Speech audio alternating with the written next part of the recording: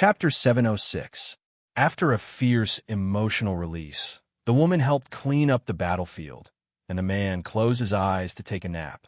When he opened his eyes were shining. This torment did not absorb too much of his essence. Instead, it made him more energetic. He reached out and held the disheveled woman in his arms. Looking at her pink face close to him, he said, "Am I too selfish?" "I don't think so," the woman said. "I like you, so I'm willing to do anything for you. You weren't outside just now, so you didn't hear Qin Etienne's confession to Fang Yen. To be honest, I was moved by her. Because I like someone, I have to bear the name of a mistress. But even so, is it enough to make me not like him anymore? Impossible." I like the word she used. Love doesn't start, but it goes deep. Love doesn't start, but it goes deep, the man whispered and said in a deep voice. Did Qin Etienne really say that? Did you really say that? Li Junling nodded with great certainty and said, in front of so many people heard it. I really didn't expect that a woman like her could not find any man. Why did she let herself fall in the mire? That's why it proves that Fang Yen is too dangerous. The man's voice was a little firm as he said, It's too dangerous. I don't see it at all. Li Junling said, I often heard you mention him before. I thought he must be a very great person. Today, I accidentally bumped into him at the door of the club. Do you know what he was doing? He was joking with the greeter at the door. He looked like a rascal. At that time, I had such a thought. How could such a guy be qualified to be your opponent? However, he has become your opponent and has given you such a headache. That's what's special about him, the man said with a wry smile. Those people who look powerful at first glance, will you be particularly careful when you see them? Of course, Li Junling said without hesitation. Would you be willing to be friends with those guys who look particularly smart and slick? Yes, I would. After all, it's quite comfortable to get along with such people. However, I will be more or less on guard. Yes. So, when you meet a man like Fang Yen, do you feel a sense of kinship? Lying in a man's arms, Li Junling thought about it seriously and said, That's true. That's why he's so terrifying. The man said, whether it's Lu Shu of Huaqing, Lanshan Valley, or Jiang Zhulu of the Jiang family that he single-handedly destroyed, including my insufferably arrogant younger brother, General Ling, tell me, which one of them isn't an outstanding talent? Which one of them wasn't vicious and merciless? One look and you could tell that they were big shots. What was the result? One by one, they were either defeated by him, subdued by him, or beaten into submission by him. Dogs that bark don't bite. You have to remember this forever. Li Junling placed his hands on the man's broad chest and asked, What about you? What kind of man are you? Me? The man's big hand reached into the depths of the woman's clothes, feeling the softness that brought him supreme enjoyment. He smiled and said, If there's wine today, let's get drunk today. If there's a grudge tomorrow, let's take revenge tomorrow. This was perfunctory and also a way to change the topic.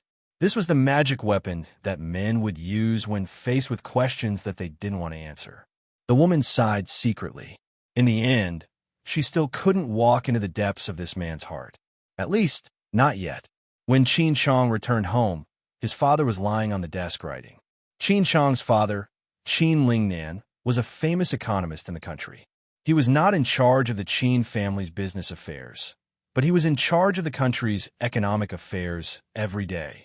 It was also because of this that he had a very high reputation in the political circle and among the people. He was the leader of the academic faction in the Qin family. For a giant family like the Qin family, some people were in business, some were in politics, and some were in academia. This was the reason why the family could grow bigger and have a deeper foundation. Qin Chong knocked on the door, stood at the door, and said, Dad, you haven't rested yet. I'm writing a manuscript. Qin Lingnan looked up at his son and continued to busy himself with the things at hand.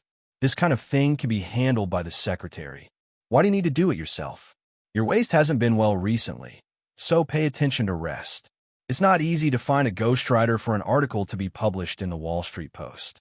Seeing that his son was in the mood for a long chat, Qin Lingnan stopped writing. He picked up a cigarette from the cigarette box beside him and lit it. After taking a deep puff, he looked at his son and asked, What's the matter? I ran into Fong Yin tonight, Qin Chong said. Qin Lingnan raised his brows slightly and said, there was a conflict? Other than Qin Etienne, his student, Fong Yin had almost never met any of the important figures in the Qin family. However, as long as they were ranked in the Qin family, they would have a deep understanding of Fong Yin. His information was on everyone's desk, and everyone was making various interpretations of him.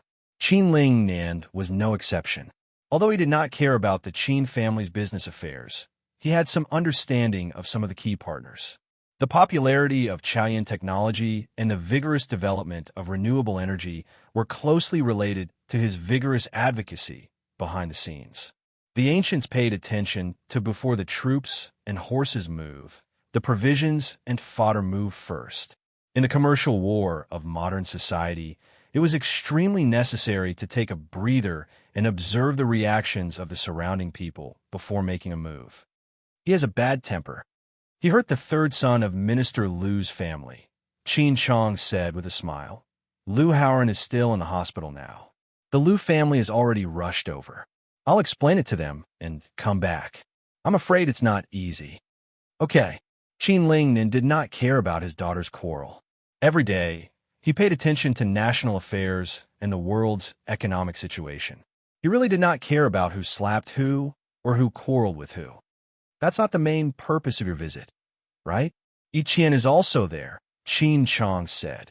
Oh, Qin Lingnan's expression froze slightly. He was still very concerned about the girl and his family. He could not help but pay attention to her. Whether it was the outside world or the Qin family, they were all shrouded in her brilliance. Not only was she beautiful, but her various legends, her investment foresight, and the fact that she had already predicted Chao Yan's great potential when she was still a student. She pulled strings between them and made his mother vote for Lu Chaoga. In Qin Lingnan's generation, the most outstanding person in the Qin family was Qin Etienne's mother. Until now, the Qin family's economic power was still controlled by that woman. In Qin Etienne's generation, Qin Etienne had inherited all of his mother's strengths. Perhaps he might also inherit the giant commercial ship that was controlled by his mother. Although he was still young, who knew if this would be the case in the future? At least, Qin Lingnan had already seen the stubborn attitude of the old guys in his family towards Qin Etienne. What did she say? Qin Lingnan asked. I had a dispute with Fong Yin because I wanted to use this opportunity to clear Etienne's name and wash away the dirty water that was poured on us. I wanted Fong Yin to admit in front of everyone that he and Etienne did not have that kind of relationship. However, Etienne's performance was very difficult to accept. Qin Lingnan pressed the cigarette, but in his hand into the ashtray, and waited seriously for his son to continue talking about what happened next. Qin Etienne admitted her feelings for Fong Yin in front of everyone, and was even willing to bear the blame of being a mistress. Qin Chong repeated what happened at that time. He did not deliberately add oil to the fire because the truth itself was enough to make people angry. Sure enough, after listening to Qin Chong's narration, Qin Lingnan's expression became ugly and he shouted angrily, Nonsense! Does Qin Etienne still want her face? She is shameless, but does our Qin family still want our face? Qin Chong knew that his father would definitely have an intense reaction because he was a cultured person, and cultured people cared the most about their reputation and the image of their family. Qin Etienne said that she is willing to be a mistress? If she is willing to be someone else's mistress, then she should get out of the Qin family. There are so many girls in the Qin family. Which one of them is as shameless as her? How can she say something like that? Dad, don't be agitated. Qin Chong was happy in his heart, but he pretended to be anxious. He quickly comforted and said, Qin Etienne is in the second master's family. Whether she is good or bad, we can't control it. Can't control it? Why should I? Qin Lingnan took a big sip of tea and said, Many people heard what she said. Yes, many people heard it, Qin Chong replied. Other than witnesses, is there any physical evidence? Yes. Qin Chong said, It happened at Junling Clubhouse. If I ask Junling for the surveillance video, she will definitely show it to me. Li Junling? Is she also involved in this matter? Qin Lingnan stared at his son in confusion and asked, It's like this.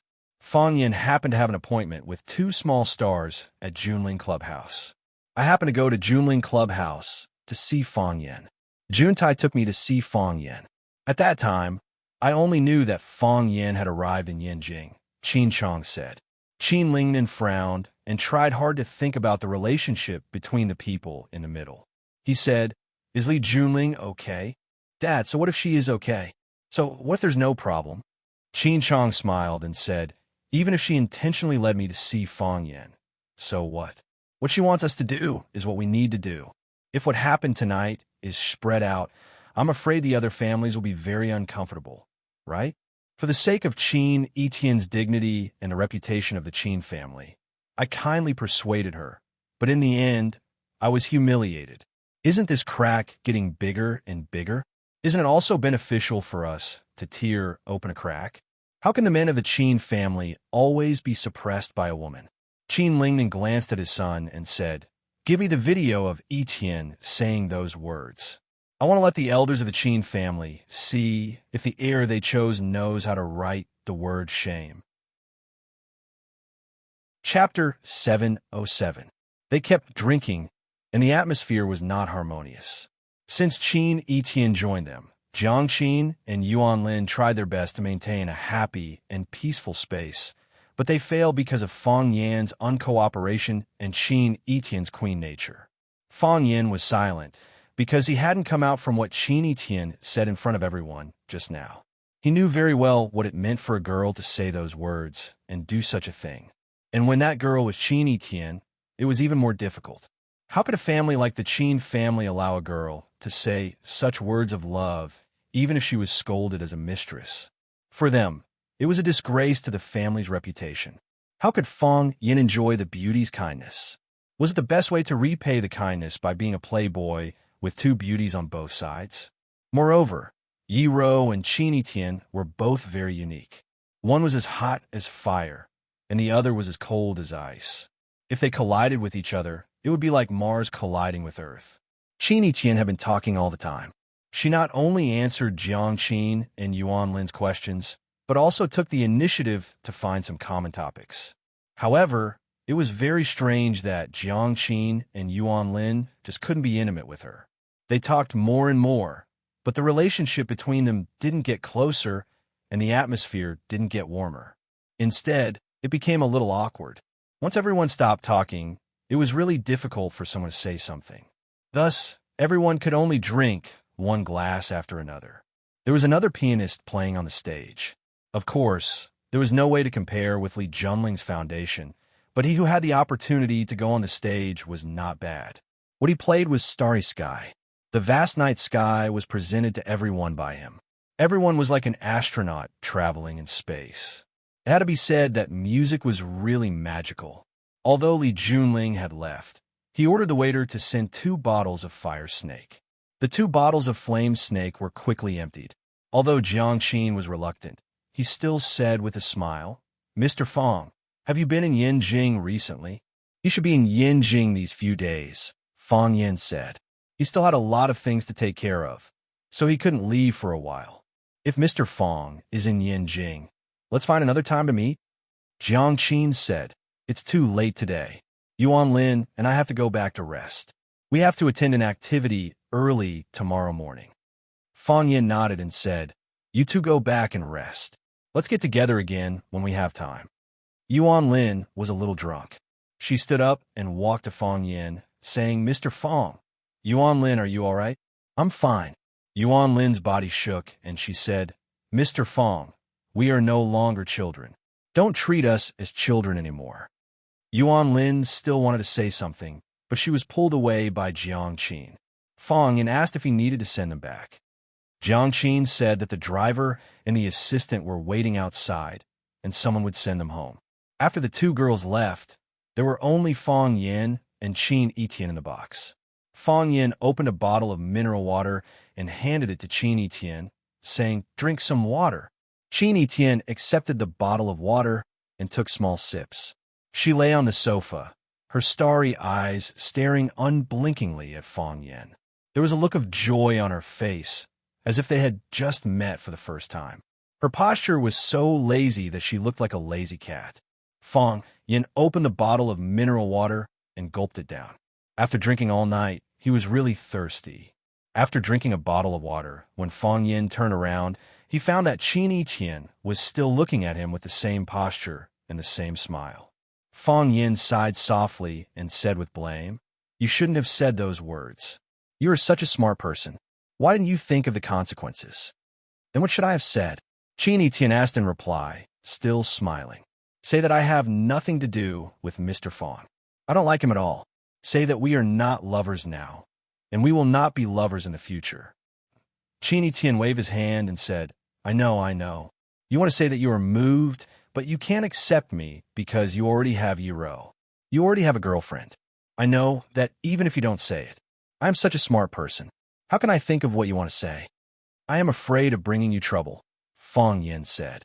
Qin Tian sat up straight and looked at Fong Yin, saying, "If there is no such trouble, there will be that kind of trouble. Because I am a woman. Who asked me to be such an outstanding woman? They want to drive me out and trample on me. I don't want to do what they want, but I don't want to let them succeed. In this way, there will always be contradictions, won't there? You want to use a woman's feelings as a point of attack to drag me down. Don't you feel ashamed? If the men of the Qin family are only so capable, I really can't hand over the things in my hands so easily. If they can't protect it, I will protect it." Qin Tian held his chin with one hand and looked at Fong Yin seriously, saying, "Do you remember what I said to you before?" "What?" Fong Yin asked. Qin Tian had said countless words to him, but he really didn't know which one he was asking. "I will be very angry when I see someone bullying you. If anyone hurts you, I will skin him, no matter who he is." Qin Tian stood up straight and went forward to hold Fong Yan's head, letting him lean on his lower abdomen, and said, "I don't want the wind to hurt your eyes. I don't want the snow to fall on your shoulders. I don't want anyone to touch a hair on you. No one. I am Qin Tian. If someone bullies me, countless people will stand up to protect me. But what about you? If someone bullies you, then let me stand up to protect you. I know you are very tired, and I know you don't like these plots and schemes. If you want, let me shelter you from the wind and rain. You are too tired. Have a good sleep." Fong Yin smiled bitterly, and then there was a scalding warmth flowing through his body. He only thought that it was a child's joke from several years ago. He didn't expect that she would remember the words of that snow, including every punctuation. Qin Tian's lower abdomen was very soft, but it also gave people a sense of security. Fong Yin, who alone supported the Fong clan and struggled with all kinds of forces, couldn't refuse this kind of protection and couldn't refuse this kind of gentleness. He was really tired, very, very tired. Fong Yin closed his eyes and quickly fell asleep. The Qin clan's old residence wasn't old at all. Instead, it was on the most beautiful mountain in Yin Jing City, Fragrant Mountain. They bought land and built a mansion that covered dozens of acres. The house was European style, like an ancient castle in Europe. The vegetation was dense, and there were all kinds of rare flowers and plants. The lawn was wide, and every day, the young people of the Qin clan were responsible for cutting the grass. Even Qin Tian, a busy person, was no exception. When it was her turn to cut the grass, no matter how busy she was, she had to go home to do this voluntary work. There was a golf course inside the Qin clan, which was connected to the inner stream of Fragrant Mountain. If you played golf in autumn, the mountains and fields would be covered with red maple leaves. It was secondary to play hard and enjoy the beautiful scenery of Fragrant Mountain and the Qin clan's self-brewed white wine. The Qin clan paid attention to being open and above board, and there was nothing that they couldn't tell others. Therefore, their family style was to make money generously and spend generously. They didn't hide their wealth in the deep mountains, nor did they live in a small shabby house to show off. They liked to enjoy themselves, and they also had the courage to show everything they had in front of others. They weren't afraid of jealousy, and they had the ability to resist all opponents.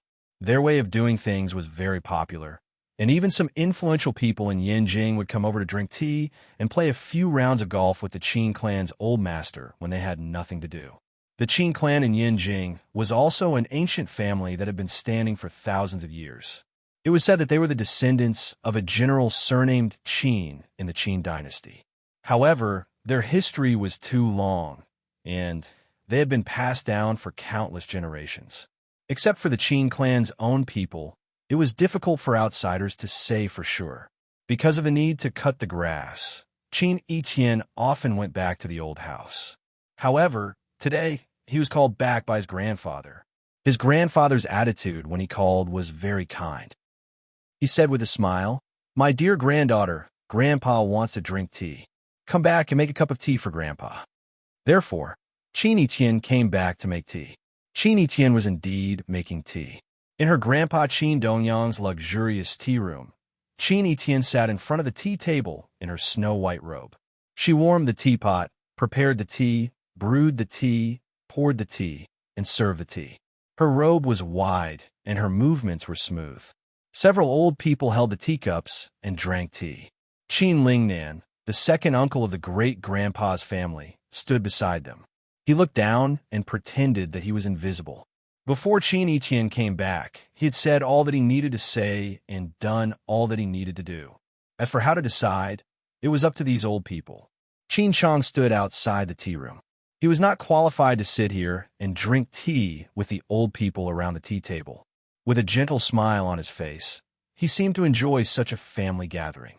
After Qin Yiqian distributed the tea to the 3 grandfathers and 2 sisters, he knelt there and poured a cup of tea for himself. He tasted the tea and found that it tasted good. It was his usual level. However, the water used was fragrant mountain spring water that had been stored for a day. When he drank it, there was a rusty smell. If it was freshly fished, the taste would be sweeter and more delicious. Qin Yiqian's grandfather, Qin Dongyang, closed his eyes and took a sip, letting the warm tea flow down his throat and into his lungs. His lips and teeth were filled with the tea perfume and sweetness of the water. He asked, "How is it?" "Good tea." Qin Shouweng was the first to respond. "The water is good, the tea is good, and the tea maker is even better," said Qin Yunlan, the eldest of the siblings. "Yiqian's tea-making skills are getting better and better. We just need to drink it. Why do we need to taste it? What do we need to judge?" Qin Shifeng looked a little impatient. Qin Dongyang nodded and looked at his granddaughter sitting opposite him. He said with a smile, "Yiqian, you've drunk the tea. Go back and rest." Qin Yiqian stood up, bowed slightly to the old people, and then turned to leave. From beginning to end, she didn't look at Qin Lingnan and Qin Chong. Chapter 708.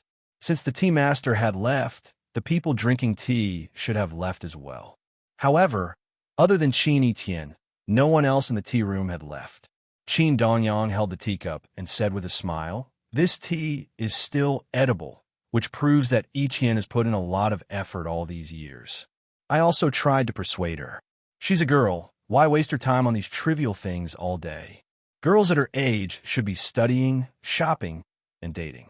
She should have fun for a few years, and her youth will be gone forever.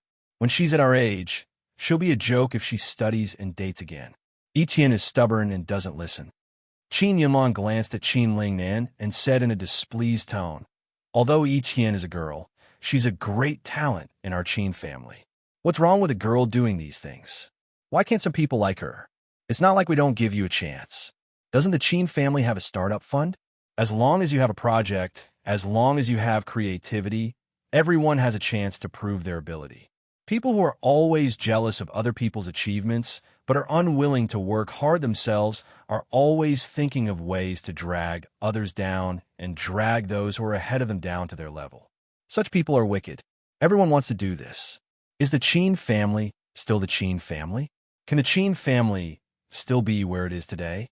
It would have been swallowed by others long ago. Perhaps it was because they were both women, but Qin Yunlan was especially fond of her granddaughter. She raised her voice and said, "I'm going to say this first. I don't care about fair competition, and I don't care about it. On the contrary, I'm happy to see it happen. However, if someone wants to harm Etienne and uses some underhanded means, I won't forgive him if I find out." The others lowered their heads and drank their tea. They had no intention of standing up to take sides. They all knew that this involved the power struggle between the eldest and second families. It was actually a struggle to give the economic power of the Qin family to the man or the woman. Some people supported taking back the power and handing it to the outstanding second generation. After all, it wasn't the same thing to let a woman with another surname control the Qin family's economic power. Some people supported Qin Shouwen's faction, but now that Qin Dongyang's faction clearly had the upper hand, it was not convenient for them to support him at this time. Everyone had their own thoughts, so no one spoke again. It was so quiet in the tea room that one could hear a pin drop. After a long while, Qin Shouwen put down the teacup in his hand and praised, "That girl Etienne is really good at making good tea. It looks pleasing to the eye and leaves a pleasant fragrance in the mouth. It's just that Dongyang is too stingy. Etienne's granddaughter only made 1 cup of tea for us before he hurriedly chased us away. Otherwise, I would have liked to drink a few more cups. However, Etienne's tea ceremony skills are far inferior to our children." By saying so, Qin Shouwen had already admitted his mistake to Qin Dongyang. With a gentle smile on his face, Qin Dongyang looked at his elder brother and said, "Everyone has their own specialties. He writes Qin opera well and is proficient in music. Even his fiancée is a piano master. In this area, the heavenly sword cannot compare." Qin Shouwen laughed and waved his hand. "I've discovered that there is nothing in this world that Qin Etienne cannot do, as long as she is willing to learn." Everyone roared with laughter. Qin Shouwen stood up and said, "I'm tired. Let's go. Whose turn will it be to weed tomorrow? Qin Chang doesn't have anything to do tomorrow, so he can do it for her. He's too young. We need to let him exercise more." "It's Qin Hongying." Qin Shifeng said, "That girl likes to sleep late. If she knows that someone is helping her weed, she will be very happy." Qin Chang walked over and said to the old man, "Third grandpa, please tell Sister Hongying that I will help her weed early tomorrow morning. Let her have a good rest." "Yes." Qin Shifeng looked at Qin Chang thoughtfully and said, "Men should be open-minded. The more open-minded they are, the bigger their heart will be. With a big heart, the wider the world you see will be. Only then can you achieve extraordinary things." Qin Chang bowed deeply and said, "Thank you for your guidance, third grandpa. I know I was wrong." Qin Shifeng grinned and pointed at Qin Chang. "This kid is quite sly. He is quite active in admitting his mistakes." Everyone laughed again, and the tea party ended. Qin Shouwen returned to his room. His son, Qin Lingling, and grandson, Qin Chang, followed him in. Qin Shouwen sat on a chair, while Qin Chang hurried to pour tea and get snacks for his grandfather. Qin Shouwen took the teacup that Qin Chang handed over. He didn't take a sip. Instead, he looked at Qin Chang and said, "Do you know why I didn't reprimand you just now?" "Because Grandpa was protecting my pride," Qin Chang said with a face full of guilt. "Bullshit." Qin Shouwen squeezed out a very unrefined word from the corner of his mouth. "Protect your pride? What pride do you have that's worth me protecting? I just feel too embarrassed and can't stand up and say it. Isn't that embarrassing? Qin Chang, aren't you ashamed?" Qin Chang's face turned red. He was so embarrassed by his grandfather's mockery that he couldn't speak. "I know that you men want to fight for power and snatch a piece of the cake. Fight, snatch. I'm happy, I'm happy. What kind of man are you if you don't wield power and play with women? It's not just me. Do the others not have the same thoughts? Why does our Qin family's business need a woman with another surname to control it? Are the men of our Qin family sh*t? Are none of the men of our Qin family presentable? But can you not be so shabby in what you're doing? Can you not say that? How can that word be used? Yes, loser. Do you know how loser your way of doing things is? Using a woman's reputation to say something. Whether it's true or not, you've already lost. You've lost so badly that you've even lost your underwear. You've done such a thing? How can other people support you? Who has the nerve to stand up and say that what you've done is right? We're all so old. Are we going to point at a teenage girl and say that she's a mistress and has no shame? How can we say such things? If we were to follow you and get involved in this kind of thing, wouldn't we be disrespecting our elders? Grandpa, I know I'm wrong. Qin Chang wanted to find a hole to hide in. But we didn't let that thing out. No matter who let it out, it doesn't matter. Qin Shouwen said resentfully, Someone set the bait to see who the stupid fish was. In the end, my son and grandson became the two most stupid fish. Thinking of this, my old face is burning with pain. I didn't get laughed at by them, but by the two of you. Qin Lingling stood at the side, feeling too ashamed to show his face. Although his father didn't scold him by name, most of the blame fell on his son. However, he was already so old, yet he followed his son to do such a thing. It was really stupid. After talking for a long time, Qin Chong finally raised his teacup and took a big sip of fragrant tea. He waved his hand and said, "Go. You two can go back. It's late, so have a good rest. Qin Chong, get up early tomorrow. Remember to eradicate the weeds in the garden. I should also give you a little punishment so that you'll remember this forever. Sometimes the more fragrant the bait is, the bigger the trap." Qin Chong nodded and said, "Grandpa, I'll remember what happened today." Qin Lingling also said, "Dad, you should rest early. Go back, all of you." The old man waved his hand and said. When Qin Etienne returned to his room, the light in the room was on. An elegant and gentle woman in a purple nightgown was sitting in front of the floor-to-ceiling window reading a book. It was a book Qin Etienne was reading, titled The Little Prince. She had read it several times before. Because she liked the story inside, she would review it when she had nothing to do. Qin Etienne walked to the woman and sat down. He asked with a smile, "How many times is this?" "The fourth time," the woman said. "I've read it for the fifth time," Qin Etienne said proudly. "But I haven't finished reading it for the fifth time. I've been too busy recently." The woman closed the book in her hand, looked at her daughter, and said, "Have you finished the tea?" "Yes." Qin Etienne nodded and took The Little Prince from his mother's hand. He took a bookmark and put it where his mother had just read it. He said, "The ending has been predestined. It's just a formality." The woman nodded and said, "You won, and Qin Chong didn't lose." "I know."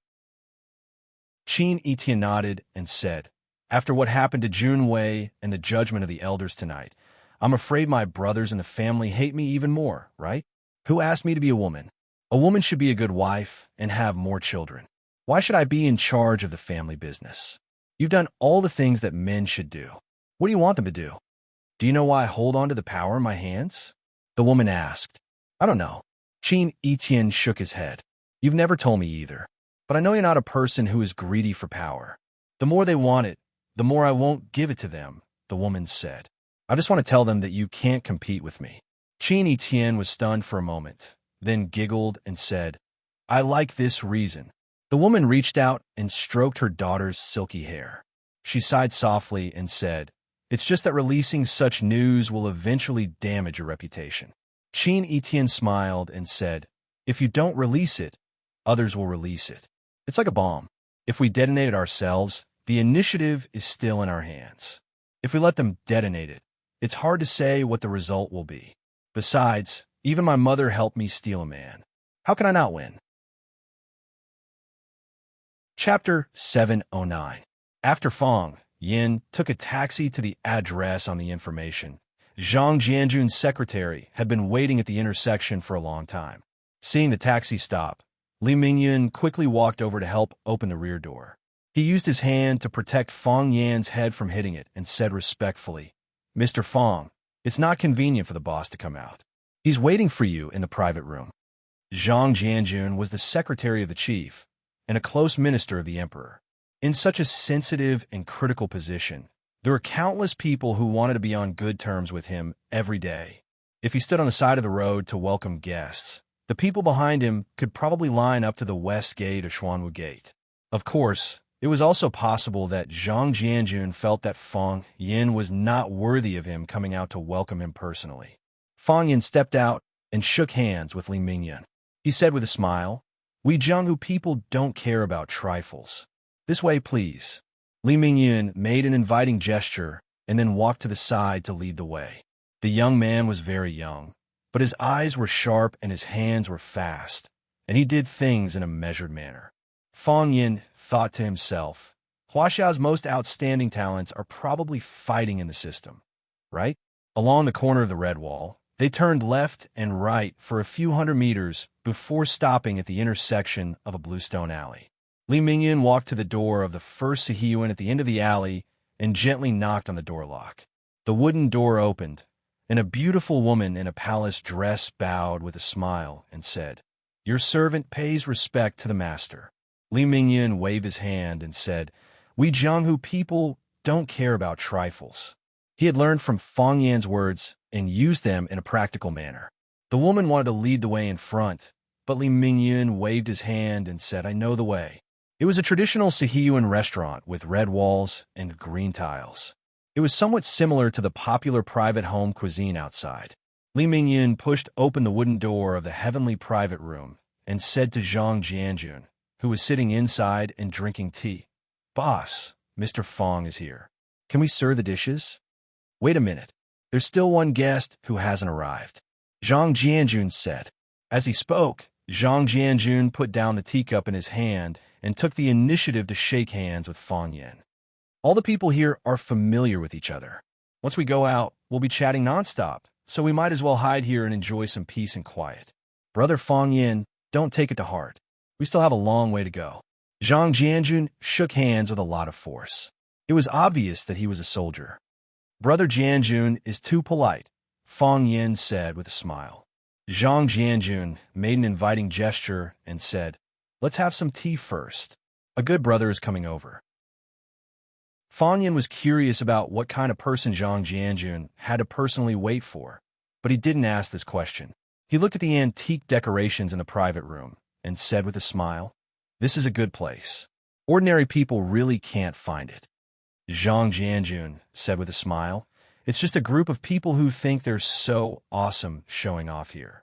Usually, this place is not open to the public. They need to be introduced by acquaintances. Nowadays, in order to satisfy the selfish desires of some people, they can really come up with all kinds of ideas. It's normal for businessmen to pursue profits." Fong Yan said with a smile, "Everyone has their own selfish desires. With selfishness and selfish desires, there will be people who will stand up to satisfy the selfishness and selfish desires of some people. As long as it's not against the law, it can't be said to be wrong. It's just that everyone wants to be a part of the people who are served. Everyone works so hard to live, seizing every seemingly insignificant opportunity and refusing to let go. Isn't it for this goal?" Zhang Jianjun looked at Fong Yan thoughtfully and said, "To be honest, you're younger than I thought." Fong Yan squinted his eyes and smiled. He asked, "How old do you think I should be?" Zhang Jianjun didn't answer Fong Yan's question. Instead, he held the teacup and said calmly, "We used to have a gathering here often, but at that time, the person who came was Bai Xiu. Bai Xiu took a leave of absence, so I took his place for a few days." The smile on Fong Yan's face became even more radiant. He looked as if he didn't have any ulterior motives. "I know what kind of place Swallow Dock is, and I also know how much the chief values Swallow Dock. When I saw Bai Xiu, I thought he was the future of Swallow Dock. But I didn't expect that the person I took for granted as the future would never come again." "Brother Jianjun, are you sad?" "Just a little sentimental," Zhang Jianjun said. "The people who used to drink and chat at the same table are gone. I have to say that life is fickle." Fong Yan smiled and said, "Yes, life is fickle. So I feel that people should maintain their own hearts. If they don't do things that they feel guilty about, they won't be afraid of ghosts knocking on the door." "What do you mean by feeling guilty? What do you mean by not feeling guilty?" Zhang Jianjun smiled and said, "Most of the time, people are just doing things for the cup of tea in their hands, the bowl of food on the table, and the position of the chair under their buttocks. Whether it's for a cup of tea or a bowl of food, or perhaps for the position of the chair under their buttocks, we need to walk the right path and do good deeds. Why do farmers sleep so soundly at night? It's because every meal they eat is earned by their own hard work. They put in hard work and sweat. They have no fear or guilt in their hearts." According to health science, people will naturally live longer if they have fewer distracting thoughts. Zhang Jianjun nodded with a smile and said, "So, they have always been farmers. Farmers have their own ways of giving, businessmen have their own ways of giving, and officials are the same. They are flexible, but they don't violate the rules. They are flexible, but they don't step on the line. This is how a successful politician should be. right? What if someone steps on the line? A gentleman does not stand under a wall. Fang Yin said, for those who abide by the rules, those people are walls that can be pushed down at any time. Zhang Jianjun sighed softly and looked at Fang Yin and said, it's really not easy to be able to keep one's heart at such a young age. I study Tai Chi. The most basic condition of Tai Chi is to have Qi in one's heart. What kind of Qi is that? It's the Qi of righteousness, the Qi of atmosphere, the Qi of mountains and rivers, the Qi of the sun, moon, and stars. How can a person who walks in the dark all day see the Qi of righteousness, the Qi of mountains and rivers, the Qi of the sun, moon, and stars? Zhang Jianjun was silent for a long time and said, no wonder the chief thinks so highly of you. You should be an official. Fang Yin shook his head and said, any field needs a good person like me who has principles and limits. Zhang Jianjun was stunned for a moment and then burst out laughing. Fang Yin also smiled. As he smiled, his gaze became piercingly cold. There was a murderous aura. This murderous aura was not emitted by Zhang Jianjun, who was beside him, but from outside the door. The murderous aura penetrated the wall and hit the face, which proved that this person was extremely powerful. However, such a powerful person could control his murderous aura, but he didn't hide it, which proved that the other party just wanted to put some pressure on him and didn't mean to hurt him. The guest is here, Fang Yin said. Really? Zhang Jianjun turned around, but didn't see the guest. A few seconds later, the door of the room was pushed open, and a young man in black appeared at the door of the room. Before the man entered the room, there was a fierce aura attacking the people in the room.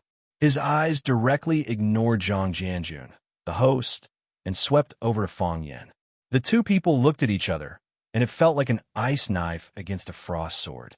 The man refused to dodge, and Fang Yin couldn't retreat. It was just a staring contest. He had practiced it when he was a child. He didn't believe that he couldn't exhaust him to death. Zhang Jianjun originally wanted to stand up and make an introduction. When he got up, he found that the situation between the two people was not right, so he sat back with a smile on his face. He wanted to see how these two people would end up. 30 seconds, 50 seconds, 1 minute. Li Mingyan appeared at the door again. Looking at the man blocking the door, she said, Mr. Gongsun, why don't you go in and have some tea? The man in black broke his disguise and glanced at Li Mingyun with dissatisfaction. He lifted his feet and walked into the private room. Zhang Jianjun got up, looked at the man in black and said, Gongsun, I've been waiting for you. He pointed at Fang Yin, who was drinking tea, and said, This is Fang Yin from Swallow Dock. You should get to know each other better in the future. Then he pointed at the man in black and said to Fang Yin, Gongsun Qi, the disciple of the Divine Dragon. People call him Little Divine Dragon.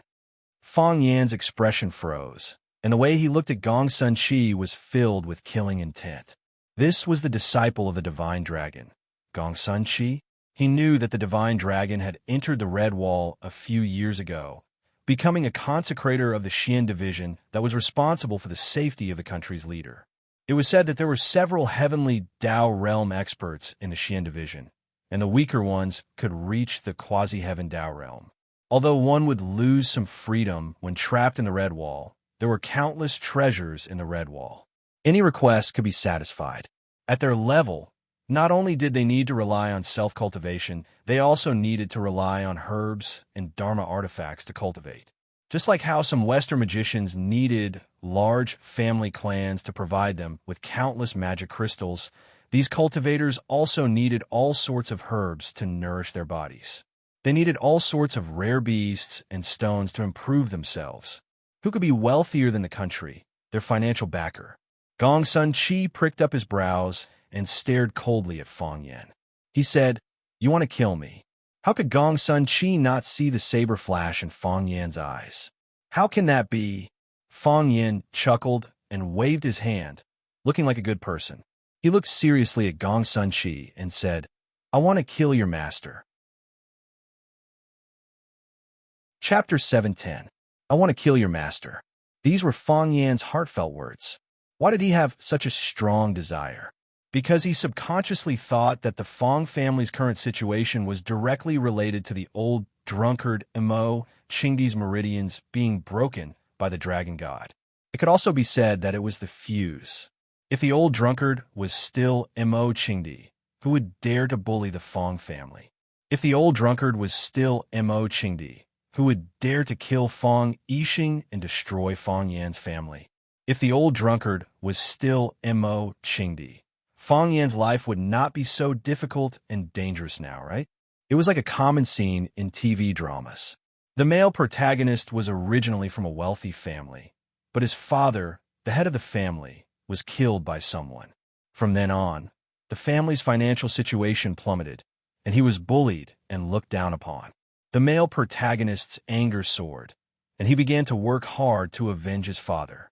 Fong Yan was the male protagonist in another melodramatic drama. There was someone who could behead someone from 1,000 miles away, and someone who wanted to kill his master while chatting. Zhang Jianjun and Gong Sunqi's expressions changed when they heard Fong Yan's words.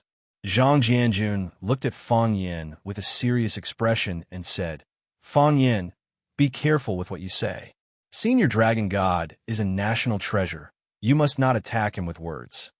Fong Yan said with a smile, "He is a national treasure, so I can't even scold him now." Back then, Mo Chingdi was also a national treasure, right? Even the chief took special care of him at that time, right? And the result? Didn't he still get his meridians broken? One can only hear the new laugh. Who can hear the old cry? Is this the country's attitude towards the old who serve the country? Zhang Jianjun shook his head and said, "The situation is different. They were a fair challenge at that time. I didn't say it was an unfair challenge." Fong Yan said seriously, "When I challenge the dragon god, I hope Brother Jianjun can be our witness." Martial artists valued the relationship between their masters the most. A master was like a father, and Gong Sun Qi was no exception. Hearing Fong Yan say that he wanted to kill his master, Gong Sun Qi sneered and said, "You're looking at the sky from the bottom of a well. How ridiculous. You can forget about defeating me, yet you still want to challenge my master? I'm afraid you won't be able to withstand the might of my master's sword, right? I know why you hate my master so much. It's because he injured your senior brother. Don't underestimate him." Back then, Mo Chingdi was invincible when he was at his peak, but he was still defeated by Master's rabbit head sword. Not to mention the immature you. All right. Zhang Jianjun waved his hand and said, "Don't start a war of words as soon as you meet. Take your seats. We still have business to discuss." Fong Yan's expression changed very quickly as he said with a smile, "A guest follows the host's wishes. I'll listen to Big Brother Jianjun's arrangement." Gong Sun Qi had always been an iceberg. From the moment they met, he had kept a straight face, so no one knew how he was feeling now. Under Zhang Jianjun's arrangement, Fong Yan and Gong Sun Qi sat on his left and right respectively.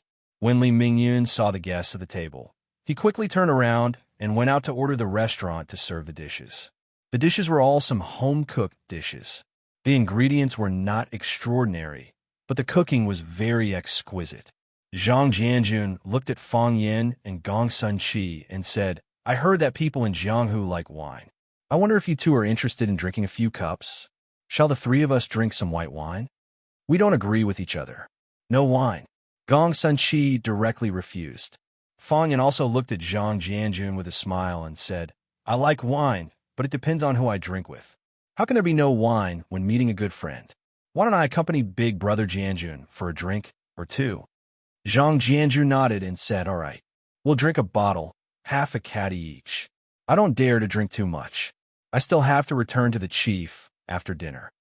"I understand," Fong Yan said. Gong Sun Qi didn't drink, nor did he move the chopsticks in front of him. It was as if he had no appetite for the food on the table. Fong Yan and Zhang Jianjun drank 3 cups in a row, and the bottle of white wine was mostly gone. Fong Yan said with a smile, "Brother Jianjun has a good capacity for liquor." After a few cups of wine, Zhang Jianjun's impression of Fong Yan improved greatly. Although he was worried about Gong Sun Qi's identity as a disciple of the Divine Dragon, he felt that this guy who liked to pretend to be cool had a low EQ and looked like a fool. He said with a smile, "I was in the army back then, and then I was asked to work by the chief. The chief was the commander of the Iron Will Corps, and he took down one mountain after another with his brothers. Until now, he still likes to ask some talents from the military to work by his side. He always said that the army was hard, and there were too few opportunities. Many talented young people didn't have the chance to make a name for themselves. Fang Yin raised his glass and said with respect, "To the chief." "To the chief." Zhang Jianjun clinked his glass with Fang Yin again. Gong Sunqi also wanted to the chief, but the two of them didn't call him at all. He was too embarrassed to go over with a teacup, so he could only suppress his dissatisfaction in his heart. After drinking a bottle of wine, Zhang Jianjun's face turned slightly red, but Fang Yin looked as if nothing had happened. Zhang Jianjun laughed and patted Fang Yin's shoulder hard, saying, "I heard you chatting with the chief.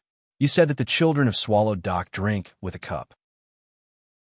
At that time, I thought you were bragging, but now it seems that it's true." Fang Yin smiled modestly and said, "You are really good at bragging.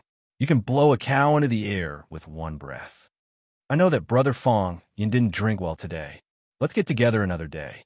However, there is indeed an urgent matter that requires the two of you to take action today." "What is it?" Fang Yin asked. Gong Sunqi also looked over curiously. Zhang Jianjun smiled and said, "This matter is too confidential, and this is not the place to talk. This time, I invited you two out mainly because the chief has ordered that you two will be responsible for this mission. Let's eat and get to know each other first, so that you can cooperate tacitly when carrying out missions in the future." Fang Yin smiled bitterly and said, "Big Brother Jianjun, haven't you investigated before? Between the two of us, I want to kill him with a palm, and he also wants to stab me with a sword. Under such circumstances, how can the two of us cooperate tacitly?"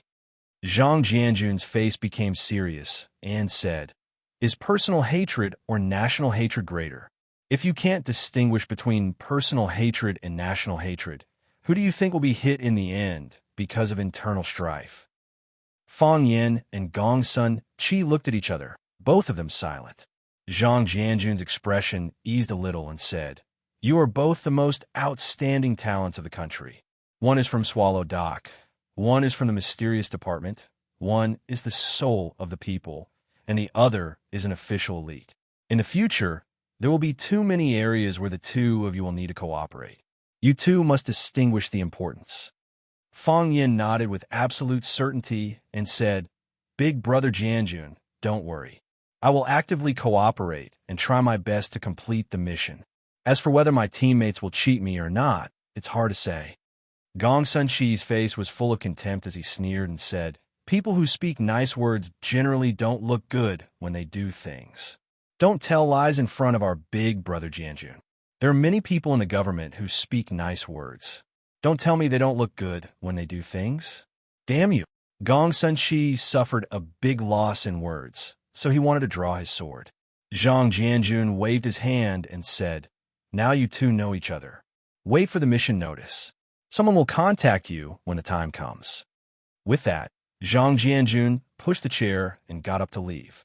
When he walked to the door, Zhang Jianjun stopped again and turned to look at Fang Yin and Gong Sunqi, saying, "I have paid for the tea and the meal. If you two break any tables or chairs, you'll have to pay for it yourself.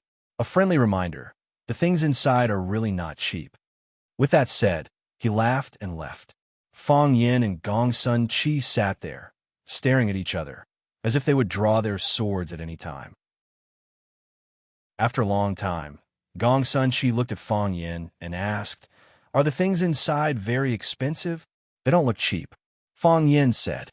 "Did you bring any money?" "No." Crash. Gong Sunqi stood up and looked coldly at Fang Yin, saying, "In that case, let's fight another day. Then it's settled." Fang Yin said. Gong Sunqi snorted coldly and pushed the door to leave in a very free and easy manner. Fang Yin sat in the same place, thinking about his own things. Gong Sunqi appeared. So what about his master, the divine dragon Xiao Bu Xiao? He broke the tendons of the old drunkard Mo Qingdi's hand, so he should be worried about the Fang family coming to seek revenge, right?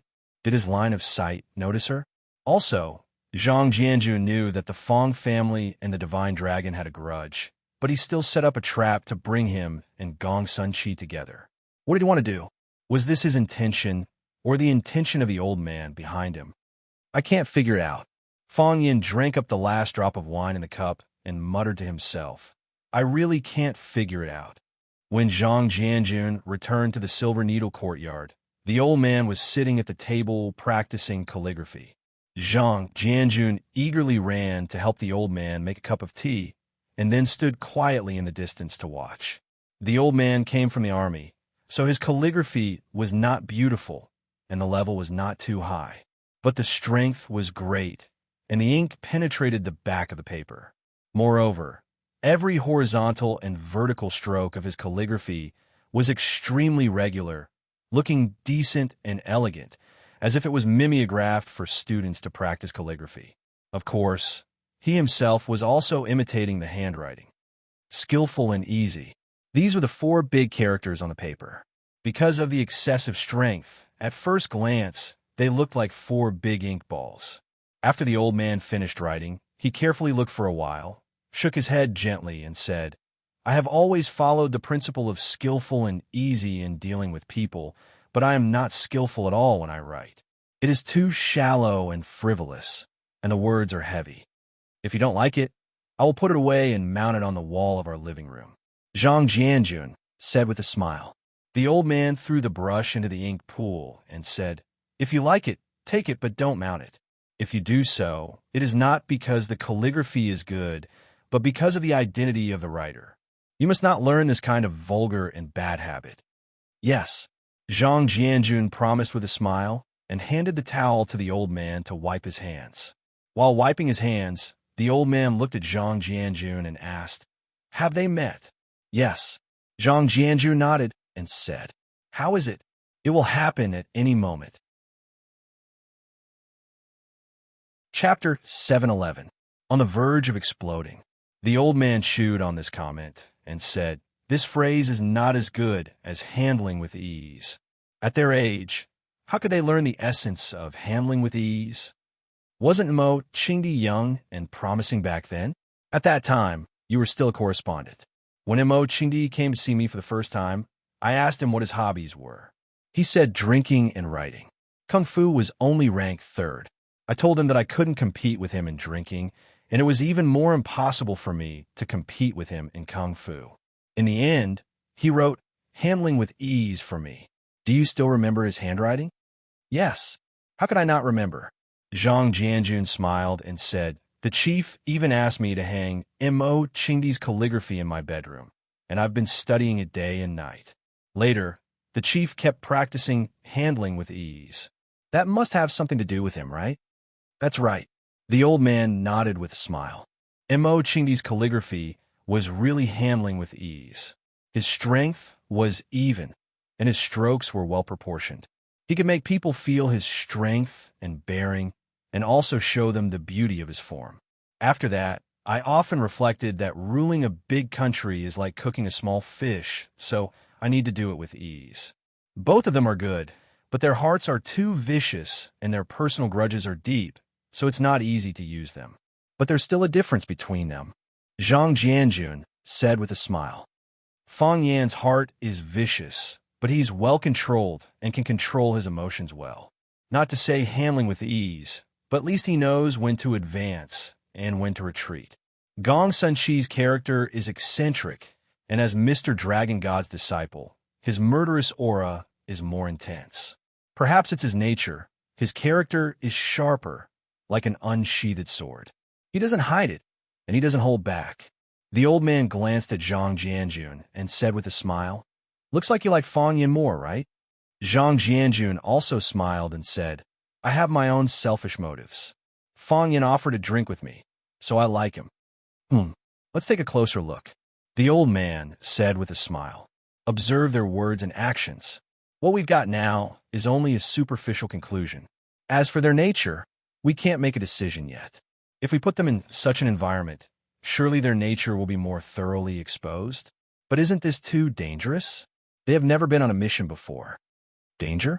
The old man glanced at Zhang Jianjun and said, In ancient times, the swordsman learned the art of slaying dragons and sold it to the royal family.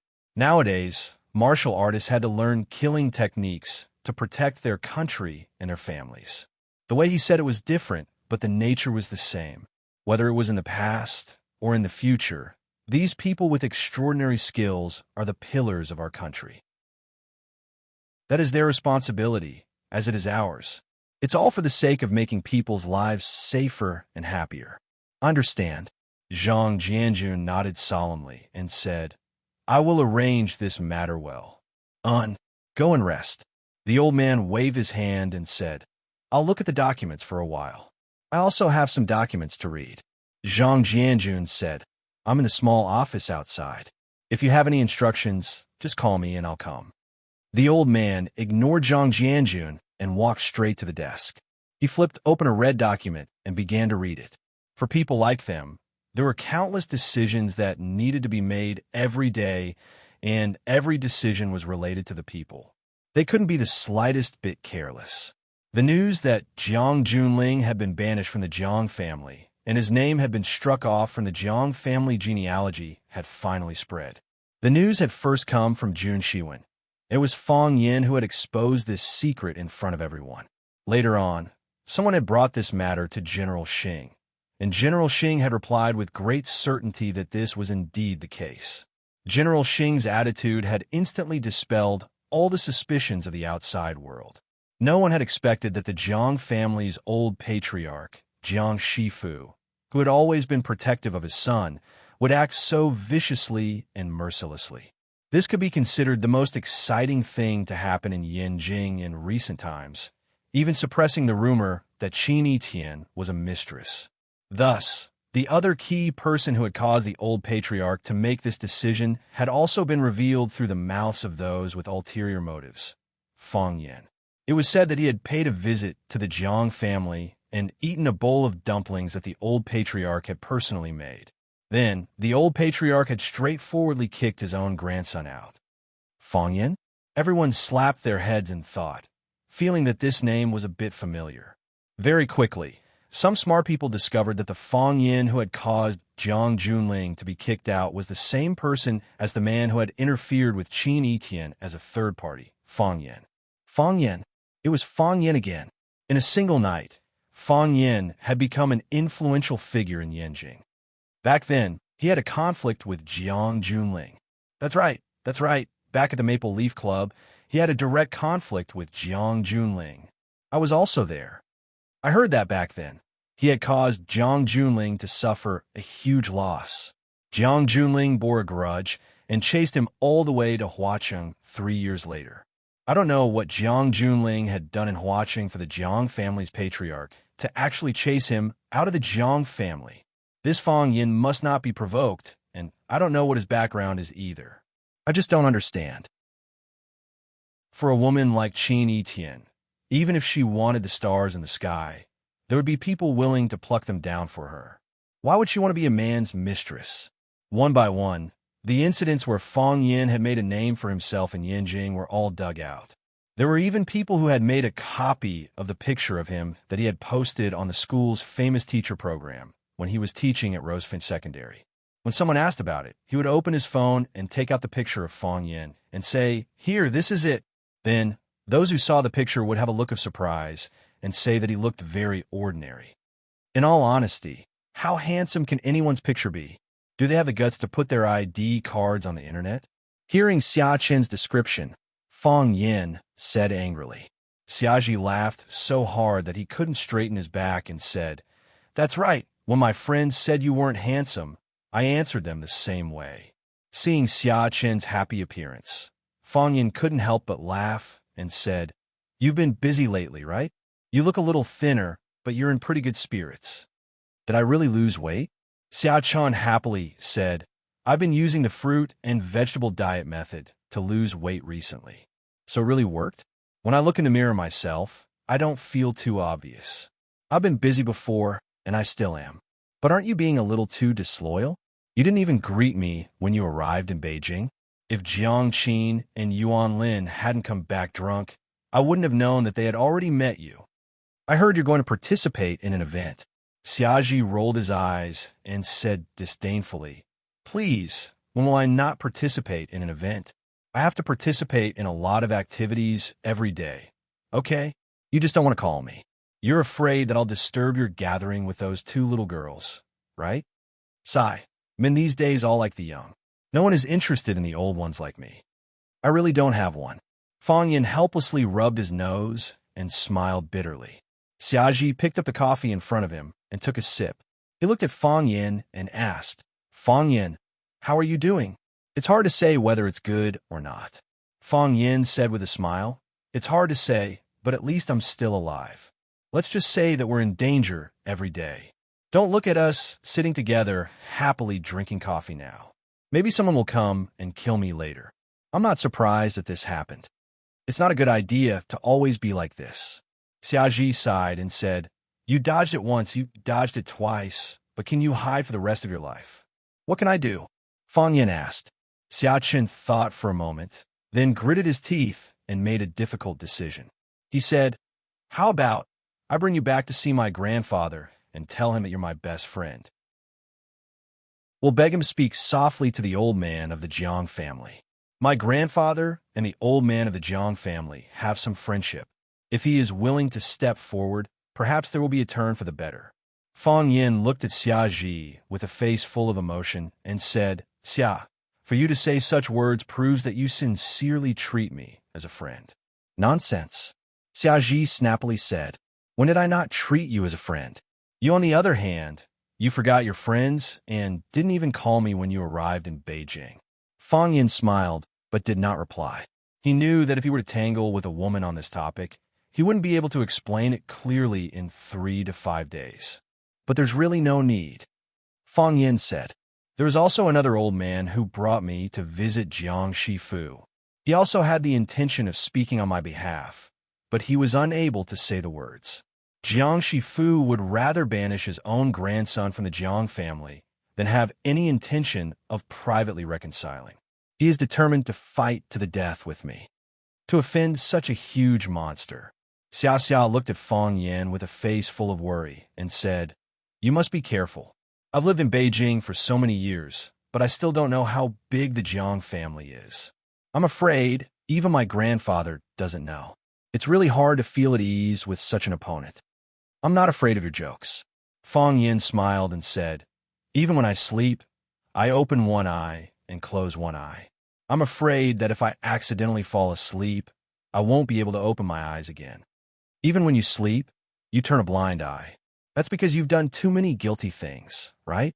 A young man stood behind Fang Yin and said in a hostile voice, "Fang Yin, why aren't people like you dead yet? How can you still be alive?" Fang Yin spread out his hands towards Xia Ji and helplessly said, "Look, I was right. Trouble will come knocking at your door at any time." Chapter 712. When people are unlucky, they will become more and more unlucky. This sentence was said by Fang Yin. Fang Yin felt that he could use his own name to name a Fang Yin law. The afternoon tea at the Palace Hotel was very famous. Some celebrities and socialites liked to meet here or talk about things. Fang Yin didn't have a house in Beijing, and he didn't want to disturb others, so he stayed at the Palace Hotel. When he called in the summer, he heard that Fang Yin was staying at the Palace Hotel, so he said that his activity venue wasn't far from here. He made an appointment with Fang Yin to have afternoon tea here. They had been sitting here for less than half an hour when the Fang Yin law came into play. Once again, bad luck came knocking on their door. It was just as he had said to Xia Ji just now. "Don't look at us sitting together happily drinking coffee. Maybe someone will come and kill me in a while." Of course, the person who spoke might not be able to kill Fang Yin, and there were only a handful of people in this world who could kill him. However, the other party obviously wanted to insult him or be insulted by him. In any case, he didn't want to make things easy for Fang Yin, not even for a minute. Seeing that Fang Yin was still mocking herself, Xia Xia smiled and said, "You can even set up a stall under the bridge. There's no more accurate fortune teller than you. Then you have to take care of my business." Fang Yin said with a smile, "Look, I still have some things to take care of. How about it doesn't matter?" Xia Xia rejected Fang Yin's hidden suggestion and said, "I'm not busy. I can wait for you. Fong Yin smiled. After getting the woman's understanding, he turned to look at the man standing behind him and asked, "And Tung, who gave you the courage to stand in front of me?" And Tung, Phoenix's brother. When he was very young, he had followed his family to Swallow Dock. It was just that he was a proud person and looked down on the poor kids in the village because of his status as a city dweller. The first time they met, he had a conflict with Fong Yin. That was because they drove a green Hummerback. When Yi Fengxing saw it, he exclaimed that the car was so cool and that he wanted to buy one when he grew up. As he spoke, he used his hand to touch the hard lines of the car. And Tung was furious. He shouted, "Don't touch my car!" and punched Yi Fengxing's back. Fong Yin stood beside Yi Fengxing. How could he let his good brother suffer a loss? He threw Tung over his shoulder and sent him flying. From then on, Ting no longer had any contact with the children of Swallow Dock. Even the number of times he went there was pitifully low. Even if he went there, he would hide in his old house and play games. He would not play with Fong Yin, Yi Fengxing, and the other children.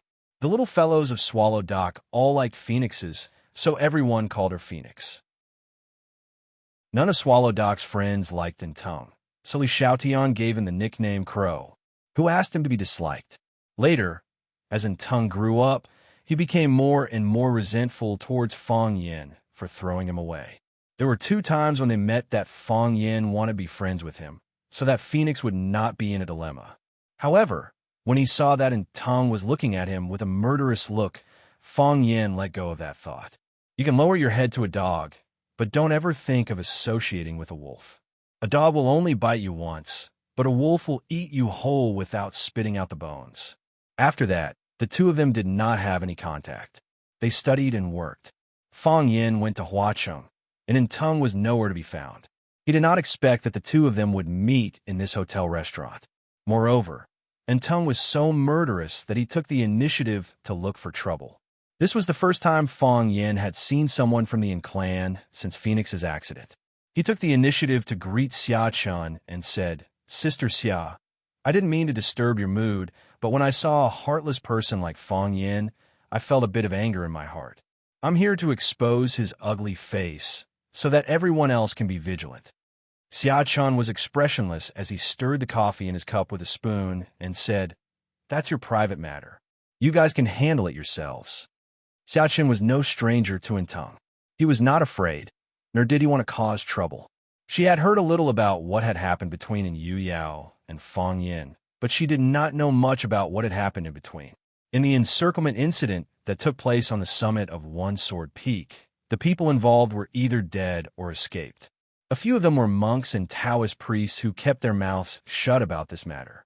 Other than guessing, the outside world had no other way to know the truth, including the reason why Jiang Junling was expelled from the Jiang clan.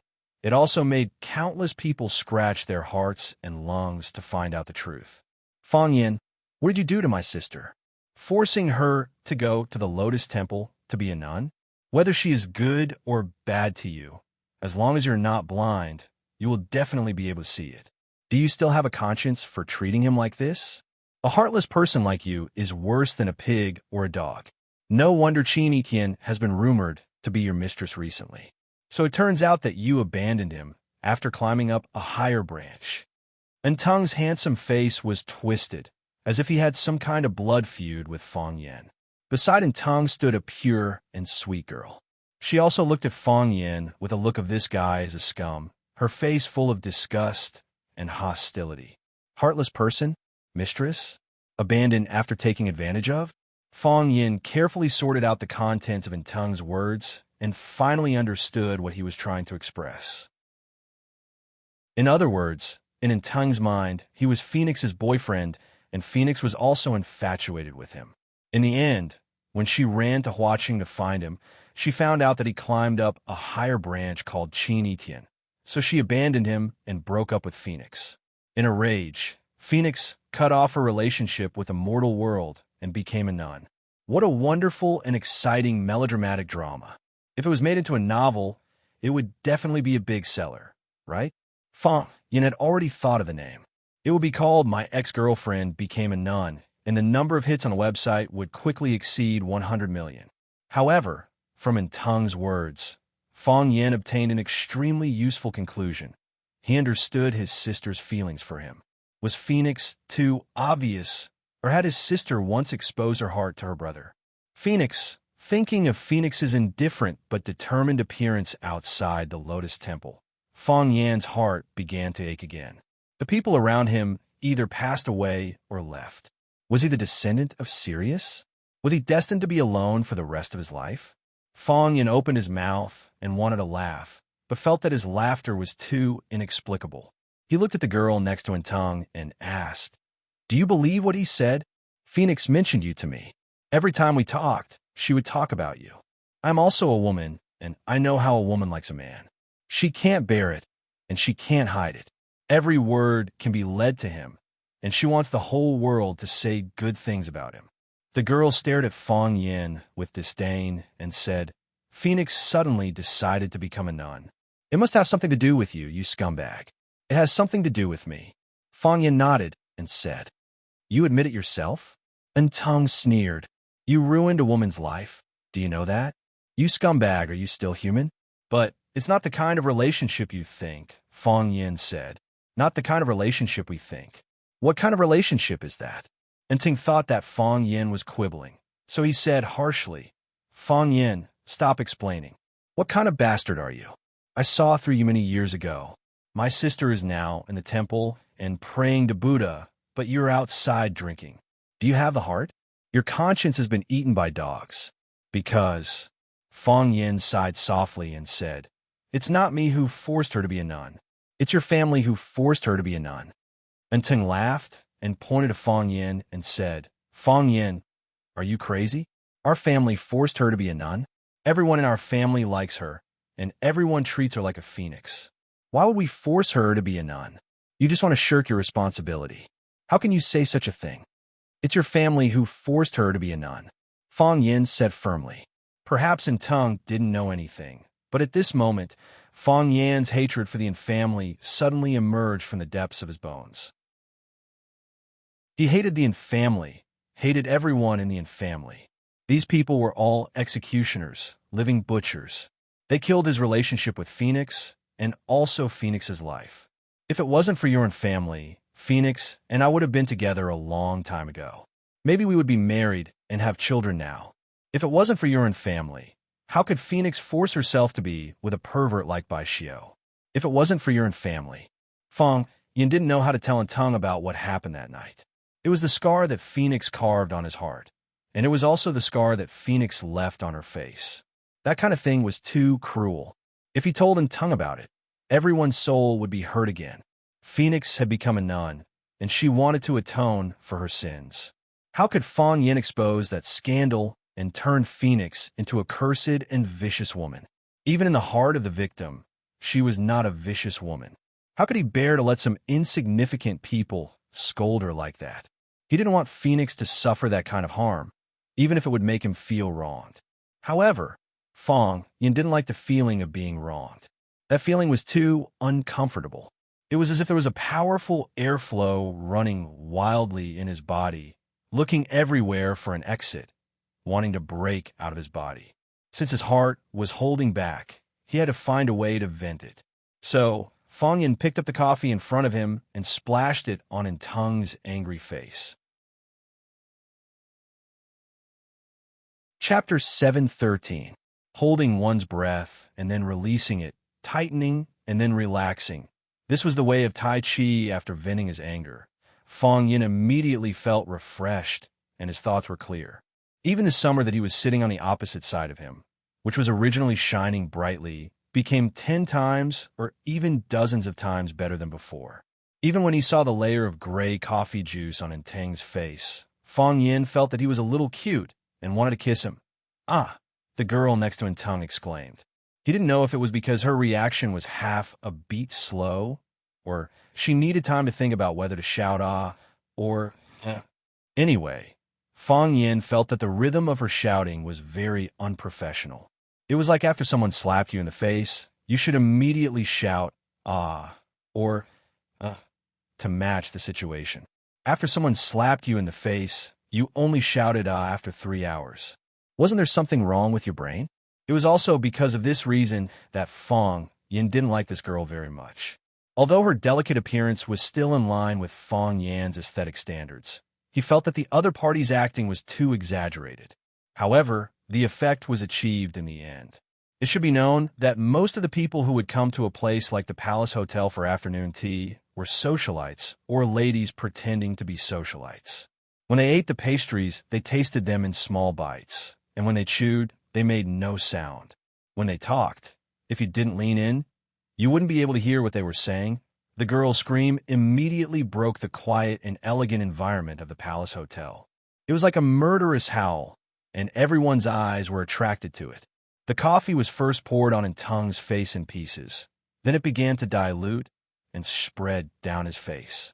The gray juice dripped on Entung's face, neck, clothes. It also slipped into Entung's mouth, which made Fong Yan's stomach turn, and he felt waves of nausea. He had already drunk half of that cup of coffee. Was this an indirect kiss? After the girl shouted, she finally realized what she should do. She took out a handkerchief from her pocket and quickly used it to wipe the coffee on Entung's face. Entung grabbed the handkerchief from her hand and wiped his face. His eyes were bloodshot, and he stared at Fong Yin and shouted, "Fong Yin, don't go too far." "Who's the one who's going too far?"